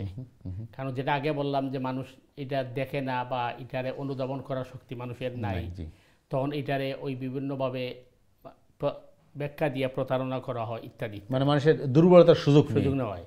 সবথেকে বড় জিনিস হচ্ছে যে যেহেতু কোরআন এবং হাদিসে আমাদেরকে প্রোটেকশনের ব্যবস্থা দিয়েছে, আমরা প্রত্যেক ফরজ নামাজের বাদে আয়াতুল কুরসি পড়ি, এবং আমরা মাগরিব এবং ফজরের পরে যদি এই ইখলাস ফালাক নাস আমরা পড়ি 3 বার, আর ঘুমানোর সময় আমরা এগুলো পড়ে যদি ফু দেই, আর দরজা জানালা এগুলো আমরা বিসমিল্লাহ বলে কি করি, বন্ধ করি, তাহলে মানে এগুলা আমাদের শরীরে অথবা ঘরের ভিতরে ঢুকবে না। এবং রাসূল করিম সাল্লাল্লাহু আলাইহি ওয়াসাল্লাম যেটা বলছেন যে প্রত্যেক মুমিন মুমিনার জন্য উচিত হচ্ছে যে আমরা সকাল সন্ধ্যা বিসমিল্লাহিল্লাযী লা ইয়াদুররু মা ইসমিহি শাইউন ফিল আরদি ওয়ালা ফিস সামাই হুয়াস সামিউল আলিম, এই দোয়া পড়া। জাযাকাল্লাহু মাতরম। খুবই গুরুত্বপূর্ণ জিনিস জানলাম, আমরা শিখলাম। প্রিয় দর্শকবৃন্দ, আপনার শুনলেন আসলে আমাদের সমাজে, এবং আরেকটা জিনিস মতো আমি যেটা বলছিলাম যে ইভিল আই একটা কথা আমাদের সমাজ প্রচলিত, এবং এটা আপনিও আগে বলছেন যে এটা সত্য। রাসূল বলছেন যে ইভিল আই কথাটা মানুষের যে কুদৃষ্টি বা কুনজর যেটা আমরা বলি বাংলায়, এটা সত্য এবং এটার ইফেক্ট আছে। এটা এই ঘটনাগুলো কেউ যদি আপনার, এই জন্য অনেকে বলেন রাসূল বলছে যে আপনার যে ভালো জিনিসগুলো আপনি মানুষকে ওপেন করবেন না। আপনার ভালো ভালো ভালো ব্যাপার, আপনার কোনো সুসংবাদ, আপনার কোনো খুশির জিনিস আপনি সবার সাথে ওপেনলি, আমাদের সমাজে এখন সোশ্যাল মিডিয়ার জন্য এটা এমন একটা বেধির মধ্যে সব কিছু আমরা মানুষকে জানিয়ে দিই, কিন্তু আপনার নিজের গোপন জিনিস, আপনার পার্সোনাল জিনিস আপনি সবার সঙ্গে ওপেন করবেন কেন? এবং এটাতে ইভিলাই, যে আপনি ইভিলাই যেটা বলি আমরা, এটা শুরুটা এখান থেকে হয়। আপনি যখন আপনার গোপন জিনিসগুলো, আপনার ভালো জিনিসগুলো আপনি সবার সঙ্গে উন্মুক্ত করবেন, সবাই তো আপনার জিনিস ভালো দেখবে না। এবং খুবই স্বাভাবিক, আপনার ভালো একটা সুসংবাদ, আপনার ভালো খবর, ভালো জিনিস আপনি সবার সামনে জানালে মানুষের একটা চলে আসবে, ঈর্ষা চলে আসে, একটা হিংসা চলে আসে। তখন এই জিনিসটা, এই যে ইভিলাই আমরা যে বলি, এটা সৃষ্টি হয়। তা আমাদের এই ব্যাপারে আপনার পরামর্শটা কী বলেন? বিষয় হচ্ছে যে মনে করেন জেলাস যেটাকে বলা হয়, হিংসা, হিংসার মাধ্যমে অন্য মানুষের কোনো ক্ষতি হয় না, নিজেরই ক্ষতি হয়। হাদিসে আসছে কেউ যদি হিংসা করে তখন তার আমলগুলা জলে সারকার হয়ে যায়, একটা বেধির মতো, বেধির মতো। আর কিছু যদি না হয়, আপনি দেখবেন যে মানুষ হিংসুক, সে ঘুমায় না অন্যের চিন্তা। জি। ঠিক একইভাবে কিছু মানুষের চোখ কিন্তু ওই হিংসাত্মক থাকে সবসময়। এদের চোখ যখন মানে আপনার কোনো ভালো জিনিসের মধ্যে পড়ে, তখন এটা রিয়েকশন করে। এই জন্য মানে কোরআন বা হাদিসে যেটা বলছে, যখন আমার কোনো সন্দেহ হবে যে এই নজর লাগতে পারে, তো সাথে সাথে মনে করেন মাশা আল্লাহ বা লা হাওলা ওয়ালা কুওয়াতা ইল্লা বিল্লাহ এটা পড়ে দেওয়া। তখন হবে কি, যে এখানে যারা আছে এদের মধ্যে আপনার কি হয়ে যাবে, ওই অ্যাকশনটা নষ্ট হয়ে যাবে। আর আপনি একটা গুরুত্বপূর্ণ বিষয় বলছেন, যেমন আমাদের এখন এই যে আপনার শো আপ করার জন্য সোশ্যাল মিডিয়ার মাধ্যমে আপনি আপনার বাচ্চারে ছবি দিলেন, বাচ্চা তিলাওয়াত করছে শোনালেন, অথবা তার কি খাওয়াচ্ছেন দেখালেন, এগুলা কিন্তু লাভের চেয়ে ক্ষতি বেশি হচ্ছে। কারণ এখান থেকে কিন্তু নজর লাগতে পারে, অথবা আরেকজনের মানে হিংসুরে তার দৃষ্টি পড়তে পারে। এই জন্য কিন্তু এগুলা মানে সঠিক নয়। এমনকি নিজের বাচ্চা কাচ্চা যারা আছে এদের প্রশংসা অন্যের সামনে করাটা উত্তম নয়। যদি দেখা যায় আমার সামনে আমার বাচ্চার প্রশংসাকে করছে, তাইলে তাকে মানে আলহামদুলিল্লাহ মাশা আল্লাহ এগুলা বলা দরকার, যে এটা আল্লাহর পক্ষ থেকে কি নাই। তখন ওই ইভেল আই যেটা এটা কি হবে না, কাজ করে না। আর দ্বিতীয় যেটা আমরা যে দোয়াগুলো বলেছি, যে ফালাক নাস এগুলো পড়া, এর পাশাপাশি মনে করেন ওই আপনার ওই বিসমিল্লাহিল্লাযী লা ইয়াদুররু মা ইসমিহি শাইউন ফিল আরদি ওয়ালা ফিস সামাই দোয়া সকাল সন্ধ্যা পড়া, এগুলো থেকে আল্লাহ হেফাজত করবে। কারণ এগুলো মানুষের মানে আয়ত্তের ভিতরে না। আমরা আগে যেটা বলছি, ব্ল্যাক ম্যাজিক বলেন, অথবা জিন বলেন, অথবা ইবেলাই বলেন, এগুলো কিন্তু মানুষের কেয়ার ভিতরে নয়। কারণ শারীরিক যে রোগগুলো আছে এগুলা আপনার ডক্টরি দিয়ে কী করা যায়, অথবা মেশিনারি দিয়ে ধরা যায়, কিন্তু ওইটা ধরা যায় না। এই জন্য যে জিনিসটা আমাদের কন্ট্রোলের বাহিরে, ওইটার জন্য আল্লাহর হাওয়ালা হওয়াটা ওই যুক্তিসঙ্গত। এই জন্য তো মনে করেন আপনি কোরআন তিলাওয়াতের আগে তাউজ পড়তে, আউযু বিল্লাহি মিনাশ শাইতানির রাজিম। তার কারণ হচ্ছে যে আমরা তো শয়তানকে দেখি না, শয়তান আমাদেরকে দেখে, যার কারণে আল্লাহর শরণাপন্ন হয়ে যাওয়া, যাতে আল্লাহ আমাদের কি রক্ষা করে। খুবই গুরুত্বপূর্ণ জিনিস আলোচনা করলাম। প্রিয় দর্শকবৃন্দ, আপনারা শুনলেন যে আসলে আমাদের সমাজে এখন আমরা অনেক কিছুই এক্সপোজ করি মানুষের সামনে, যেটা আমাদের করা উচিত, আমাদের পার্সোনাল জিনিস, ব্যক্তিগত জিনিস, এবং আমরা আমাদের বিপদ দেখে, আমাদের এটাই আমি বলতে চাচ্ছিলাম যে আপনি বললেন যে আমরা আমাদের বিপদটা ডেকে আনতেছি। জিনিস কেন আমরা করবো? আমাদের যে জিনিসটা করলে আমাদের ক্ষতি হতে পারে, আমাদের সেটাকে অ্যাভয়েড করা উচিত, যাতে আমরা ক্ষতিগ্রস্ত না হই। আল্লাহ আমাদের সবাই বুঝার তৌফিক দান করুক। প্রিয় দর্শক কিন্তু আপনারা দেখছি আপনাদের প্রিয় অনুষ্ঠান, আপনাদের দিনই সমাধানটা আসলে আমরা যেটা বলি যে আমাদের সবার জন্য একটা অপরচুনিটি, আমরা এখান থেকে দিন শিখবো, দিন জানবো, এবং আমাদের দৈনন্দিন জীবনে ইসলামকে আমরা কীভাবে ফলো করবো, ইসলামকে মেনে চলবো, আমাদের জীবন কীভাবে আমরা সুন্দর করবো, একজন একজন পরিপূর্ণ মুসলিম হওয়ার জন্য, পরিপূর্ণ ইমানদার হওয়ার জন্য চেষ্টা করবো আমরা কীভাবে। এই জন্য আলোচনা করি, মোহতারাম যেটা বারবার বলেন যে পার্ট টাইম মুসলিম হওয়ার জন্য পার্ট টাইম ইমানদার হওয়ার কোনো সুযোগ আমাদের নাই। আমাদের পরিপূর্ণ ইসলামকে ফলো করতে হবে, যতটুকু আমাদের স্বার্থে কুলায় এবং যেভাবে রাসূল সাল্লাল্লাহু আলাইহি ওয়াসাল্লাম আমাদের শিখিয়েছেন সেভাবে আমাদের কাজ করতে হবে। মোহতারাম একটু জিনিস আমাদের একটু বিরতি যেতে হবে, যাওয়ার একটু জিনিস আলোচনা করবো। আমি জানতে চাই গতকাল আমরা যেটা আলোচনা করছিলাম যে আসলে আমাদের সমাজে আমরা যারা নিজেকে মুসলিম হিসেবে দাবি করি, নিজেকে মুসলিম মনে করি, আমরা কিন্তু যে আমাদের প্রাতিষ্ঠানিক যে ইবাদতগুলো আছে আমরা কিন্তু করি, আমরা নামাজ, রোজা, হজ সবই করি, কিন্তু পাশাপাশি আমাদেরকে যে জিনিসগুলো থেকে বিরত থাকতে বলা হয়েছে, আরও যে ইবাদতগুলো আছে আমরা যেটা আপনি বলছেন যে আমরা ইবাদত মনে করি যে সে নামাজ, হজ, জাকাত, কিন্তু এই প্রাতিষ্ঠানিক অবশ্যই আমাদের মুসলিম করতে মাস্ট, এটা ছাড়া মুসলিম হতে পারবো। কিন্তু এরপরে যা অনেক ইবাদত আছে যেটা আমাদের না করলে এবং করা বাধ্যতামূলক, সেটা আমরা ভুলে যাই। যেমন আমাদের আপনি গতকালকে বলছেন কিছুটা যে হুকুকুল ইবাদ, আমরা অনেকে এই জিনিসটা জানি না, বুঝি না যে এটা কত বড় একটা বড় ফরজ জিনিস, যে অন্যের হক নষ্ট করা যাবে না, অন্যকে কষ্ট দেওয়া যাবে না, অন্যের ক্ষতি করা যাবে, ইভেন করার থেকে চিন্তাও করা যাবে না। যেটা এই ব্যাপারে একটু আমাকে বলতে, আমরা কীভাবে এখান থেকে বাঁচবো, আমাদের কী চেষ্টা করা উচিত একজন মুসলিম হিসাবে? দেখেন, প্রথমত আমাদেরকে জানতে হবে যে ইসলাম আমাদেরকে কীভাবে দিক নির্দেশন দিচ্ছে, আর আমাদেরকে আমাদের ওই আপনার হিংসা এবং বিদ্বেষ থেকে বেরিয়ে আসতে হবে। আপনি দেখবেন আমাদের সমাজে প্রচুর মানুষ পাওয়া যায়, উনি বলবে যে ওই টাকাটা আপনি উমরায় যাচ্ছেন নিয়ে যান, মক্কায় নিয়ে কোনো ফকিরকে দিয়ে দিয়েন, বুঝছেন? তো মক্কায় নিয়ে যে আপনি ফকিরকে দিবেন, মক্কাতে যে ফকিরগুলো আছে এরা কিন্তু বিশাল বিশাল ধনী, এরা একটা প্রতারণা করে।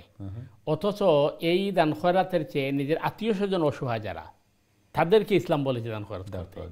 কিন্তু ওই জায়গায় আমরা যে আগ্রহী নই, আমরা আগ্রহী হচ্ছি অথবা মনে করেন আমরা ওই মাইকিং করে দান খয়রাত করব, সওয়াব করব, কিন্তু নিজের ভাই অথবা বোন অথবা আত্মীয় স্বজন, প্রতিবেশী এরা কিন্তু অসহায় আছে, কিন্তু এদেরকে আমরা দান খয়রাত করি না সাধারণত। তো এটি হচ্ছে আমাদের সবচেয়ে বড় জিনিস, যে আমরা দেখতে হবে যে কোন জায়গায় দান খয়রাত করলে আমাদের সওয়াব বেশি হয়।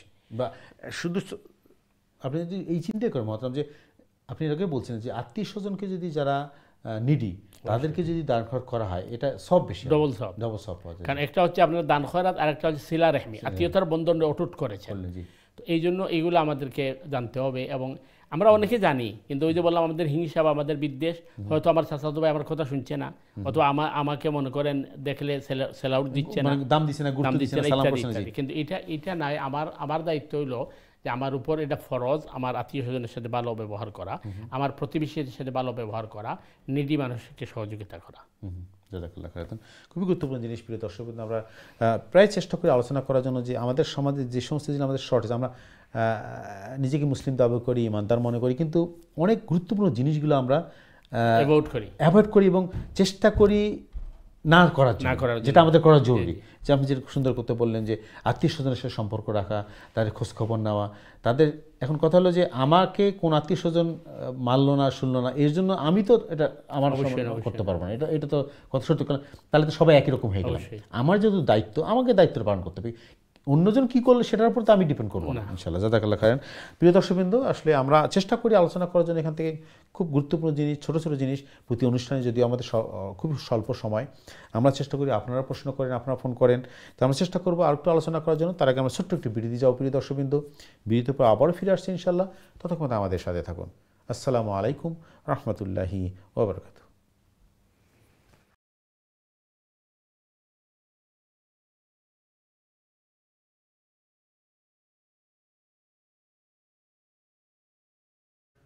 আসসালামু আলাইকুম রহমতুল্লাহি ওয়া বারাকাতুহু। সম্মানিত দর্শকবৃন্দ, বিরতির পরে আবার আপনাদের স্বাগত জানাচ্ছি আপনাদের প্রিয় অনুষ্ঠান দিনী সমাধানে। যারা টিভির সামনে অথবা অনলাইনে আমাদের অনুষ্ঠানে যোগদান করছে, আপনাদের সবাই স্বাগতম। প্রিয় দর্শকবৃন্দ, আমরা আলোচনা করছিলাম খুবই গুরুত্বপূর্ণ জিনিস, ইন্টারেস্টিং জিনিস, আমাদের সমাজে খুবই বহু প্রচলিত এবং অনেক আলোচিত জিনিস নিয়ে আমরা আলোচনা করছি। আজকে একটা মহতরাম শুরু করছিলেন প্রথমে জিন এবং এই ব্যাপার নিয়ে। আমাদের সমাজে আসলে অনেক কনফিউশন আছে এই ব্যাপারে, খুবই কী বলবো এটাকে, এর মধ্যে অনেক আলোচনা হয়, আলোচিত, সমালোচিত, এবং এর মধ্যে বহুত কুসংস্কার, প্রতারণা হ্যাঁ আছে। আমি এই জন্য চেষ্টা করছি এই জিনিসগুলো আমাদের মন থেকে দূর করার জন্য এবং সঠিক জিনিসটা আমাদের জানার জন্য, যে আসলে একজন, যেটা মহাত্মা বহুবার বলে যে আসলে একজন মুসলিমের, একজন ইমানদারের সব কিছু ডিপেন্ড করবে আল্লাহ রসুল যেভাবে শিখিয়েছেন, আমরা এর বাইরে কিছু যাবো না। অবশ্যই। এবং আমাদের ডিপেন্ড করতে হবে আল্লাহর উপর, ট্রাস্ট করতে হবে আল্লাহর উপর, সবকে ভরসা করতে হবে আল্লাহর উপর। এর বাইরে কী বললো না বললো আমাদের এটা জানানোর দরকার নেই, বোঝারও দরকার নেই। এই জন্য আমরা একটু চেষ্টা করছি আলোচনা করতে, আমাদের মধ্যে যে কুসংস্কার রয়েছে দিনের সম্বন্ধে, ইসলাম সম্বন্ধে অনেক কুসংস্কার আমাদের সমাজে চালু রয়েছে, এবং এই জন্য আমরা মিসগাইড হয়ে যাই। তো এই জন্য আমি চেষ্টা করছি আমাদের সমাজে মেহমানকে একটু আজকে আলোচনা করার জন্য এই যে ব্ল্যাক ম্যাজিক আমরা বলি, বা জিনের ব্যাপারে যে আমাদের কিছু সমাজের মধ্যে অনেক কুধারণা, এই ব্যাপারে আমাদের যতটুকু সম্ভব এই ধারণাটা ক্লিয়ার হওয়ার জন্য, ইসলাম কি বলে, আমাদের শরিয়া কি বলে এ ব্যাপারে, এবং আমাদের কি ধারণা থাকা উচিত, এবং আমরা কীভাবে চলবো এই ব্যাপারে যদি আমরা আসলে। তো মহতরাম, জিনের একটা জিনিসটা আমরা ক্লিয়ার হলাম যে আসলে আল্লাহ জিন সৃষ্টি করছেন, ইনসান সৃষ্টি করছেন, এবং সবাই তাকে আল্লাহ ইবাদতের জন্য। কিন্তু আমাদের সমাজে অনেকে আমরা শুনছি ছোটো থেকে, অবশ্যই আপনি জানেন যে অনেকে বলেন যে আমার কাছে এতগুলো জিন আছে, আমি জিনের কথা আমার শোনে, জিন আমার কাছে আসে, এবং জিনের মাধ্যমে অনেকে তদবিরও করেন, অসুখ বিসুখ হোক বা অন্য কোনো কাজ করেন, হেল্প করেন। তো ওই কথাটা আসলে কতটা যুক্তিগত, আসলে কিন্তু সত্য কথা, বা যদি সত্য না হয় তাহলে এই কথাগুলো আমাদের সমাজে চালু আছে কেন, যে হ্যাঁ উনি জিনের মধ্যে, এরকম করে আমি শুনছি যে জিনের মাধ্যমে এই কাজ করান, তার অনেকগুলো ক্ষমতা, এবং তিনি প্রমাণও দেখাইছেন, অনেক দেখান, এরকম। এটা কীভাবে সম্ভব? আমাদের দেশে আপনি দেখবেন অনেক সময় ওই যে ভাগ্য পরীক্ষা করা হয়, টিয়া পাকিয়ে দিয়ে আরো বিভিন্নভাবে, যে কি বলে বক্সের লেটার। এখন প্রশ্ন হলো যে উনি যদি আপনার আমার ভাগ্য পরীক্ষা করতে পারে, তো উনি ফুটপাতে বসছে কি জন্য? ওনার ভাগ্য পরিবর্তন হয় না কেন? এটা একটা প্রতারণা। একইভাবে জিন তার সাধন আছে, সে জিন দিয়ে কাজ করাচ্ছে, এগুলা হচ্ছে মানে আরেকটা প্রতারণা। কারণ তার যদি জিনের সাথে সম্পর্ক হয়ে থাকে, সে এখানে দোকানে খুলে বসতো না। এবং দ্বিতীয় যে প্রশ্নটি হচ্ছে যে আসলে সব ক্ষমতা আল্লাহর হাতে যদি এটা বিশ্বাস করে, তাইলে জিন জাদু কোনো কিছু আমাকে কিছু করতে পারবে না। কিন্তু মানুষে সাধারণত মনে করে জিনের অনেক ক্ষমতা আছে, জিনের অনেক ক্ষমতা আছে, সেহেতু ওরা ওই সুযোগটাই ব্যবহার করে যখন মানুষ দুর্বলতা থাকে। কিন্তু আসলে কিন্তু জিনের ক্ষমতা মানুষের উপরে নয়। যেটা আপনি ওই সুলাইমান আলাইহিস সালামের ঘটনা আমরা বলছি, সুলাইমান আলাইহিস সালামের কাছে যখন বিলকিস ওই রানী আসার কথা, তখন সুলাইমান আলাইহিস সালাম তার মাহফিলে বলছিলেন যে বিলকিস আসার আগে আগে যদি কেউ তার সিংহাসনটা আমার কাছে নিয়ে আসতে পারো, মানে সুলাইমান ইসলাম তাকে স্ট্রেঞ্জ করতে চাইছিলেন। তো কোরআন বলছে কালা ইফরিতুম মিনাল জিন, ওইখানে শক্তিশালী একজন জিন বলছে যে আল্লাহর নবী সুলাইমান, আপনার বৈঠক শেষ হওয়ার আগেই আমি কি করব, ওই সিংহাসন নিয়ে আসবো। তো আরেকজন মানুষ দাঁড়িয়ে বলছে আল্লাহর নবী সুলাইমান, আপনি যদি চান তাহলে আমি চোখের পলক পরিবর্তনের আগেই কিন্তু সিংহাসন নিয়ে আসবো। পরে দেখা গেল সিংহাসন সুলাইমানের সামনে চলে আসছে। এবং কোরআন বলছে কাল আল্লাযী ইনদাহু ইলমুম মিনাল কিতাব, যিনি এটা করছেন ইনি কিতাবের আলিম ছিলেন। এবং তিনি পরে বলছেন যে এটা আমার কোনো ক্ষমতা না, হাযা মিন ফাদলি রব্বি, এটা আমার রবের দয়া এবং অনুগ্রহ। তাহলে বোঝা যাচ্ছে মানুষ ইবাদত করতে করতে ওই পর্যায়ে পৌঁছে যায় যে মানুষ অনেক অলৌকিক ঘটনা আল্লাহর ইচ্ছে করতে পারে, কিন্তু জিনের অতটুকু ক্ষমতা নাই। কিন্তু সাধারণত মানুষের মনে করে জিনে অনেক কিছু জানে, অনেক কিছু বুঝে। তো এই জন্য মানে ওই দুর্বলতার সুযোগটা নিয়ে কিন্তু ওরা এই ব্যবসাটা করে, যেহেতু মানুষের এই ব্যাপারে ধারণা কম, এবং এই দুর্বল স্থানে তারা কি করে সুযোগটা নেয়। এবং কিছু কাজ দেখবেন তারা বেলকিবাজি করে, লাইট টাইট অফ করে, এরপর ওইখানে কিছু আপনার ওই আওয়াজ টাওয়াজ দেয়, আর বিভিন্ন ধরনের কী করে, এগুলো মানুষের প্রতারণা করে। খুব ইন্টারেস্টিং জিনিস। সুবিধা দর্শক কিন্তু আপনারা শুনলেন মহাত্মার কাছে যে আসলে খুব এই জিনিসগুলো একটু ইন্টারেস্টিংও, যে আসলে একটু কিচ্ছা কাহিনী দিয়ে মানুষকে একটু ইয়ার মধ্যে ফেলে দেয়, ফেলে দেওয়া। হ্যাঁ, এবং মানুষ তখন ঘটনা তো সত্য এরকম হচ্ছে কেন। দেখেন ওই যে হাদিসের মধ্যে আসছে ইন্না মিনাল বায়ানে লা সিহরা, নিশ্চয় মানুষের বয়ানের মধ্যে একটা সেহের আছে। এর মানে আপনি দেখবেন কিছু মানুষের আলোচনা শুনতে ঘন্টার পর ঘন্টা মানুষ বসে থাকে। জি, তো ওই যে আপনি যেটা বলছেন, সে এমনভাবে ঘটনাটা সাজাইয়া আপনার সামনে আনবে, উপস্থাপন করবে, এই যে আপনার ব্রেইনের মধ্যে এটা এমন চাপ ফেলবে যে আপনি কিন্তু তার কি হয়ে যাবেন, একটা মোহের মধ্যে পড়ে যাবেন। এইটা হলো এটাই। এবং এটা আসলে এটা তো একটা এটা অর্জন মানে সেটা অর্জন বা এটা একটা সাইকোলজিক্যাল একটা বিষয় কিন্তু বিষয়, জি হ্যাঁ আপনি আমাদের দেশে দেখছেন না অনেক সময় চুরি বাটপারি করে যে মানুষে অন্য মনস্ক করে, এরপরে তার ব্যাগ হাতিয়ে নিয়ে গেছে, মোবাইল হাতিয়ে নিয়ে গেছে, সে কিন্তু এই খেয়ালের মধ্যে না, হঠাৎ যখন তার হুশ ফিরে আসছে তখন থেকে তাকে জিনিস নাই। সর্বস্ব নিয়ে গেছে। খুব ইন্টারেস্টিং। মোহতারাম একটু জিনিস আমরা একটা অনলাইনে কয়েকটা প্রশ্ন আমার চলে আসছে সময় সুবিধা আসলে যাওয়ার আগে আমি একটু চেষ্টা বলবো আপনাকে, আপনাদের যদি দিনের ব্যাপারে কোনো প্রশ্ন মাসলামের ব্যাপারে প্রশ্ন আপনারা প্রশ্ন করতে চান প্রশ্ন করবেন দয়া করে সরাসরি লাইনে 0235150783 চিন্তা নাম্বার, অথবা ইমেল করতে চান ইমেল করবেন সংক্ষিপ্ত আকারে দিনী সমাধান@gmail.com। একটু অনলাইনে প্রশ্ন দিয়ে যাবো মোহতারাম। আমরা বোন প্রশ্ন করছেন যে কোরআন পড়ার জন্য কি উজু জরুরি কিনা, কি আমি যদি কোরআন মুখস্থ পড়ি বা দোয়া দরুদ মুখস্থ পড়ি তাহলে কি আমার উজু করতে হবে কিনা? যেমন কোরআন মুখস্থ করার জন্য অজু জরুরি নয়, তবে অজু যদি আপনি সব সময় করেন এটার ফজিলত বা সওয়াব আলাদা, কিন্তু মুখস্থ কোরআন পড়ার জন্য অজু জরুরি নয়। কোরআনের আয়াতে স্পর্শ করার জন্য অজু করা দরকার। 2 নম্বর বিষয় হচ্ছে দোয়া দুরুদের জন্য অজু তো জরুরি নয়, আপনি অপবিত্র অবস্থায় দোয়া দুরুদ পড়তে পারেন। দোয়া দুরুদ জিকির আজকার সর্বাবস্থায় পড়া যায়, অজু তাক অথবা না তাক, পবিত্র অথবা অপবিত্র, সর্ব অবস্থায় আপনি দোয়া দুরুদ পড়তে পারেন। তার কারণ হচ্ছে আল্লাহ বলছেন আল্লাযীনা ইয়াযকুরুনাল্লাহা কিয়ামান ওয়া কুউদান ওয়া আলা জুনুবিহিম, তোমরা দাঁড়ানো অবস্থায়, বসা অবস্থায়, শোয়া অবস্থায় আল্লাহর জিকির করো, আল্লাহকে স্মরণ করো। তো আমরা তো স্বভাবতই জানি যে মা বোনদের মান্থলি পিরিয়ড আছে, অথবা মা বোনদের যে সন্তান ডেলিভারির পরে যে সময়, এটা তো অনেক মা বোন অপবিত্র থাকেন। এই সময় যদি আপনি জিকির আজকার তসবিহ তাহলিল না করেন, তাহলে তো একজন মুমিনের মানে আপনার জীবনের কোনো মুহূর্তই আল্লাহর জিকির, আল্লাহর স্মরণ থেকে উদাসীন থাকতে পারবে না। সেহেতু দোয়া দুরুদ জিকির আজকার সর্বাবস্থায় করা যায়। আর মুখস্থ কোরআন পড়ার জন্য অজু জরুরি নয়, কিন্তু অজু যদি সবসময় করেন সওয়াব পাবেন, এটা অন্য বিষয়। একটু আমি আমাদের কলার লাইনে আসেন, আমি তার আগে যদি কেউ কোরআন উর্দু ধারা পড়েন মুখস্থ করেন তাহলে কি সবটা পাবেন? অবশ্যই সফট হবে। জাযাকাল্লাহ, খুব গুরুত্বপূর্ণ সময় দেবেন আপনাকে ধন্যবাদ। প্রশ্নের জন্য খুব গুরুত্বপূর্ণ প্রশ্ন ছিল, আমাদের অনেকে প্রশ্ন করেন এই ব্যাপারে আসলে কোরআন কি শুধুমাত্র উজু করেই পড়তে হবে কিনা, বা আমি দোয়া দরুদ করার জন্য উজু করা জরুরি কিনা। তার আগে আমরা একটু কলারের কাছে চলে যাচ্ছি। সম্মানিত দর্শক আসসালামু আলাইকুম, আপনার প্রশ্ন করুন please.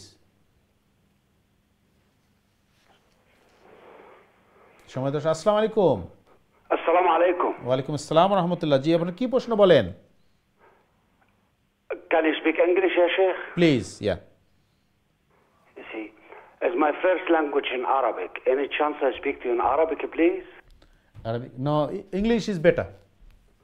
English is better. Jazakallah, ya Sheikh. I'm just calling, I'll be honest with you. Just I want to give dua to my Muslim brother in Gaza, in Palestine. Can I give just dua and I go, please? Inshallah, please. Yeah. Can I give dua? Yes, please.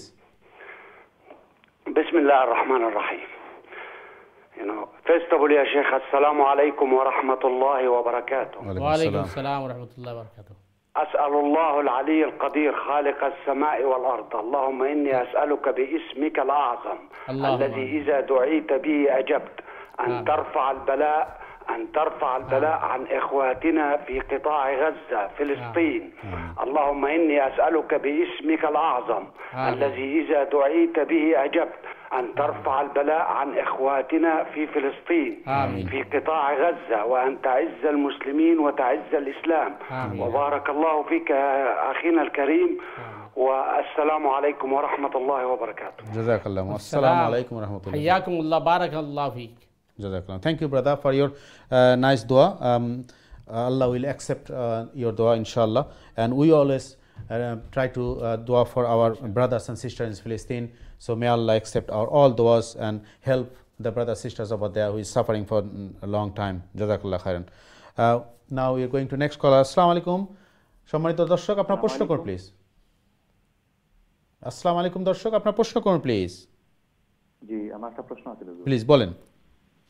জি, আমার প্রশ্ন হইল যে মুলতাজামও সৈয়াদের দোয়া করলে খুব মানে কবুল হয়ে যায়, এটা মানে হাদিসটা সহি নিয়ে মানে। আচ্ছা, জি জি জি ভাই, আপনার আর কোনো প্রশ্ন আছে?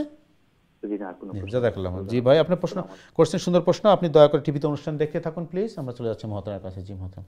জি ভাই, আসলে বায়তুল্লাহ তো আল্লাহর ঘর, সুতরাং বায়তুল্লাহর যে যে জায়গার মধ্যে আল্লাহ রসুলের দোয়া করছেন এর মধ্যে হজরে আসওয়াদ, রুকনে ইয়ামনি এবং মুলতাজিম। তো মুলতাজিমের মধ্যে দোয়া কবুল হয়, এই হাদিসও আছে। এবং মুলতাজিমের মধ্যে তো সুযোগও পাওয়া যায় না বীরের কারণে, যদি সুযোগ পাওয়া যায় আর সম্ভব হয় তাইলে দোয়া করলে দোয়া কবুল হয়, এটা হাদিসও আছে। আর বাকি যেগুলো আমরা সাধারণত মানুষে করিয়ে তখন, যেমন আপনার মাকামে ইব্রাহিমও গিয়ে স্পর্শ করা, চুমা দেওয়া, অথবা কাবার যে কোনো ওয়ালের মধ্যে স্পর্শ করা, চুমা দেওয়া, এগুলো হাদিস থেকে প্রমাণিত নাই। কিন্তু রুকনে ইয়ামনি এবং হজরে আসওয়াদ আর মুলতাজিম এবং কাবার দরজা, এগুলো দোয়া কবুল হয় এবং এগুলো দোয়া করার জায়গা যদি আপনার সুযোগ সুবিধা হয়। আল্লাহ তাআলা আমরা এই সমস্ত এই দোয়া কবুল হওয়ার জায়গা যেগুলো আছে এগুলোর মধ্যে আল্লাহ পৌঁছার তৌফিক দান। আমিন আমিন। জাযাকাল্লাহ খান। সময় দেওয়ার সুন্দর প্রশ্নের জন্য ধন্যবাদ। জাযাকাল্লাহ খান। মোহতরম, আমরা একটু যদি আমরা আমাদের পূর্ববর্তী আমাদের মানে প্রশ্নের জন্য যাই, উনি বলছেন যে কোরআনের ব্যাপারে, কোরআন কখন পড়া যাবে, উজু ছাড়া, উজু। একটা জিনিস অনেকে বলেন, প্রশ্ন করেন যে মোবাইলে এখন অ্যাভেলেবেল আমাদের কোরআন হাদিস এভরিথিং অ্যাভেলেবেল। মোবাইলে যদি আমি কোরআন পড়তে চাই তাহলে কি আমাকে উজু থাকতে হবে কিনা যদি আমি কোরআন পড়ি মোবাইল? প্রথম কথা হচ্ছে যে কোরআন মুখস্থ পড়লে অজু লাগবে কিনা, এবং কেউ যদি কোরআন মুখস্থ পড়ে অজু ছাড়া তাহলে সমান সব পাবে কিনা।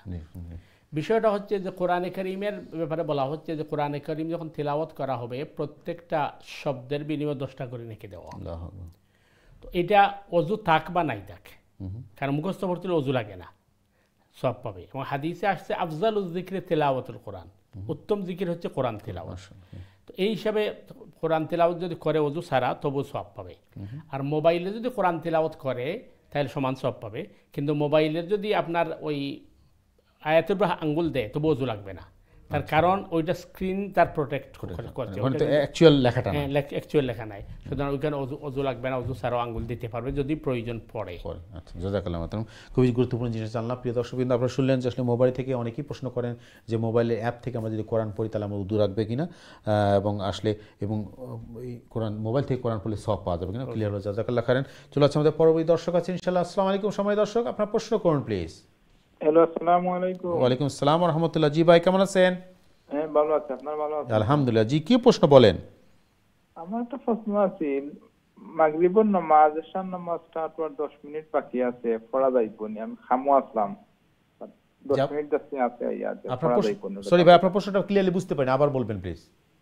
মাগরিবের নামাজ কোনো কারণে আমি খামো আসলাম, পড়তাম পারছি না, আমি গড়া অপরে এশার নামাজও দেখছি 10 মিনিট বাকি আছে। আচ্ছা, আপনি এশার নামাজের আগে মাগরিব নামাজটা পড়তে পারবেন কিনা এটা বলতেছেন? জি, 10 মিনিট বাকি আছে, 10 মিনিট আগে। আচ্ছা, জি, আপনার ক্লিয়ার প্রশ্ন। ধন্যবাদ প্রশ্নের জন্য। দয়া করে আপনি টিভিতে অনুষ্ঠান দেখতে থাকুন, আমরা প্রশ্নের জবাব দেবো ইনশাআল্লাহ। জি, যেহেতু আপনি মাগরিবের নামাজ পড়তে পারছেন না অসুবিধার কারণে, সুতরাং আপনার মাগরিবের নামাজ তো অবশ্যই এশার আগে পড়া দরকার। এই হিসাবে 10 মিনিট থাকলে তো এনাফ টাইম আছে, আপনি মাগরিবের নামাজ প্রথম পড়বা, এরপরে এশার নামাজ পড়বা। এটা হলো স্বাভাবিক নিয়ম, এটার মধ্যে কোনো অসুবিধা নেই। আগের মাগরিব আদায় করবা, এরপরে আপনি এশা পড়বা, ওর এটাই নিয়ম ইনশাআল্লাহ। মতো একটা জিনিস আমরা এর আগে আলোচনা করছিলাম, সময় দর্শকের প্রশ্ন থেকে মনে হলো যে অনেক সময় রাসূল ইসলাম কোনো অসুবিধার কারণে বা কোনো জরুরতের কারণে মাগরিব এশাকে একসাথে করছেন এবং জোহর এবং আসরকে একসাথে করছেন। এটা কি ওই ফর্মুলায় পড়ে যাবে? ওই না, ওইটা তো মুসাফিরের জন্য, সফরও। বা আপনি যদি এমনি কোনো অসুবিধার জন্য আপনি মাগরিব পড়তে পারেননি, আপনি কোনো একটা আপনার মুসিবত ছিল বা কোনো সমস্যা ছিল যেখানে পড়ার কোনো সুযোগ ছিল না নামাজ, তাহলে কি আপনি মাগরিব একসাথে করতে পারবেন বা জোহর আসরকে একসাথে পড়তে পারবেন? একসাথে করা মানে তো উনি যেটা বলছে এটা আগে মাগরিব পড়বেন, পড়ে এশা পড়বেন, কারণ যেহেতু মাগরিবে কজা হয়ে গেছে আপনারা তো পড়তেই হবে। তবে এটা এশার আগে পড়াটা উত্তম, আপনি এশার আগেই পড়তে হবে, এটাই নিয়ম। যে কোনো কারণে কোনো জরুরতে বা কোনো অসুবিধার কারণে যদি আমরা পরের নামাজের সাথে আগে পড়তে হবে, তারপরে যদি মাগরিব মিস হয় তাহলে মাগরিব পড়ার পরে এশা, অথবা জোহর মিস হলে জোহর পরে তারপরে আসর পড়তে হবে। মোহতারাম, আমরা একদম অনুষ্ঠানের শেষ পর্যায়ে চলে আসছি। সময় দর্শকদের আমরা দুঃখিত, আর কোনো প্রশ্ন আজকে নিতে পারবো না। আমরা মোহতারামের কাছে আজকে আমাদের শেষ নসিহা বক্তব্য যে মোহতারাম 2 মিনিটের মধ্যে আমরা সমাপ্ত করবো ইনশাআল্লাহ। জাযাকাল্লাহ খাইরান। বারাকাল্লাহ। আসসালামু আলাইকুম ওয়া রাহমাতুল্লাহি ওয়া বারাকাতুহু। সম্মানিত দর্শক ভিউয়ার ভাই বোনেরা, আমরা আপনাদের এই অত্যন্ত গুরুত্বপূর্ণ প্রোগ্রাম, প্রায় 1.5 ঘন্টা আমরা ছিলাম এবং আপনাদের প্রশ্ন, মতামত এবং অভিমত নিয়ে আমরা এই প্রাণবন্ধ করেছি এই প্রোগ্রামকে। আমরা আশা করব যে আপনারা প্রত্যেকটা প্রোগ্রামে এইভাবে অংশগ্রহণ করবেন এবং আগামী সোম এবং মঙ্গলবার দিন টিভির উদ্যোগে সিরাত কনফারেন্স হবে, সিরাত মাহফিল হবে, যেখানে আরও অন্যান্য উলামায়ে কেরাম স্কলাররা আসবেন। তো আমরা আশা করব যে আপনারা নিজে দেখবেন, অন্যান্য ভাই বোনদেরকে আপনারা এনকারেজ করবেন যাতে করে সবাই উপকৃত হতে পারেন।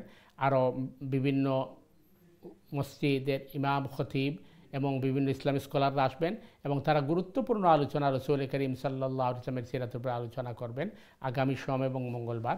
ওই আপনার আফটারনুন 2টা থেকে নিয়ে রাত 10টা পর্যন্ত প্রোগ্রাম হবে, বিভিন্ন উলামায়ে কেরামের আলোচনা এবং পর্যালোচনা হবে। তো আমরা আশা করছি যে আপনারা নিয়মিত দেখবেন এবং অন্যান্য ভাই বোনদেরকে আপনারা এনকারেজ করবেন।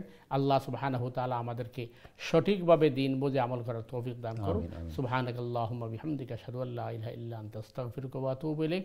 আসসালামু আলাইকুম ওয়া রাহমাতুল্লাহ। জাযাকাল্লাহু মোহতারাম, আপনাকে আবারও অনুষ্ঠানের শেষ পর্যায়ে এসে আপনার ধন্যবাদ আছে, শুকরিয়া আদায় করছি। আপনি অনেক কষ্ট করে শত ব্যস্তের মধ্যে আমাদের স্টুডিওতে এসে আমাদেরকে কোরআন হাদিস আলোচনা শোনাচ্ছেন প্রতি অনুষ্ঠানে, প্লাস আমরা অনেক কিছু জানতে পারছি। প্রিয় দর্শকবৃন্দ, আমরা আজকে অনুষ্ঠান এখানেই শেষ করব। যারা শুরু থেকে আমাদের অনুষ্ঠানে যোগদান করছেন, প্রশ্ন করছেন, মতামত দিয়েছেন, আমাদের সবাইকে শুকরিয়া এবং মোবারকবাদ জানাচ্ছি আবারও। এবং আগামী অনুষ্ঠান দেখার জন্য আমন্ত্রণ যাচ্ছি। প্রিয় দর্শকবৃন্দ, অনুষ্ঠানটা আমাদের সবার জন্য, সো আপনারা নিজে দেখবেন, আত্মীয় স্বজন, বন্ধু বান্ধবকে সবাইকে দাওয়াত দেবেন অনুষ্ঠান দেখার জন্য, যাতে আমরা সবাই উপকৃত হই। আজকের মতো বিদায়। যেটা আমরা বড় বলি, প্রিয় দর্শকবৃন্দ, আল্লাহ আমাদের সবাই সুস্থ রাখুন, সহি সালামত রাখুন, দিনের পথে রাখুন, এই প্রত্যাশায় আজকের মতো বিদায়। আসসালামু আলাইকুম রাহমাতুল্লাহি ওয়া বারাকাতুহু।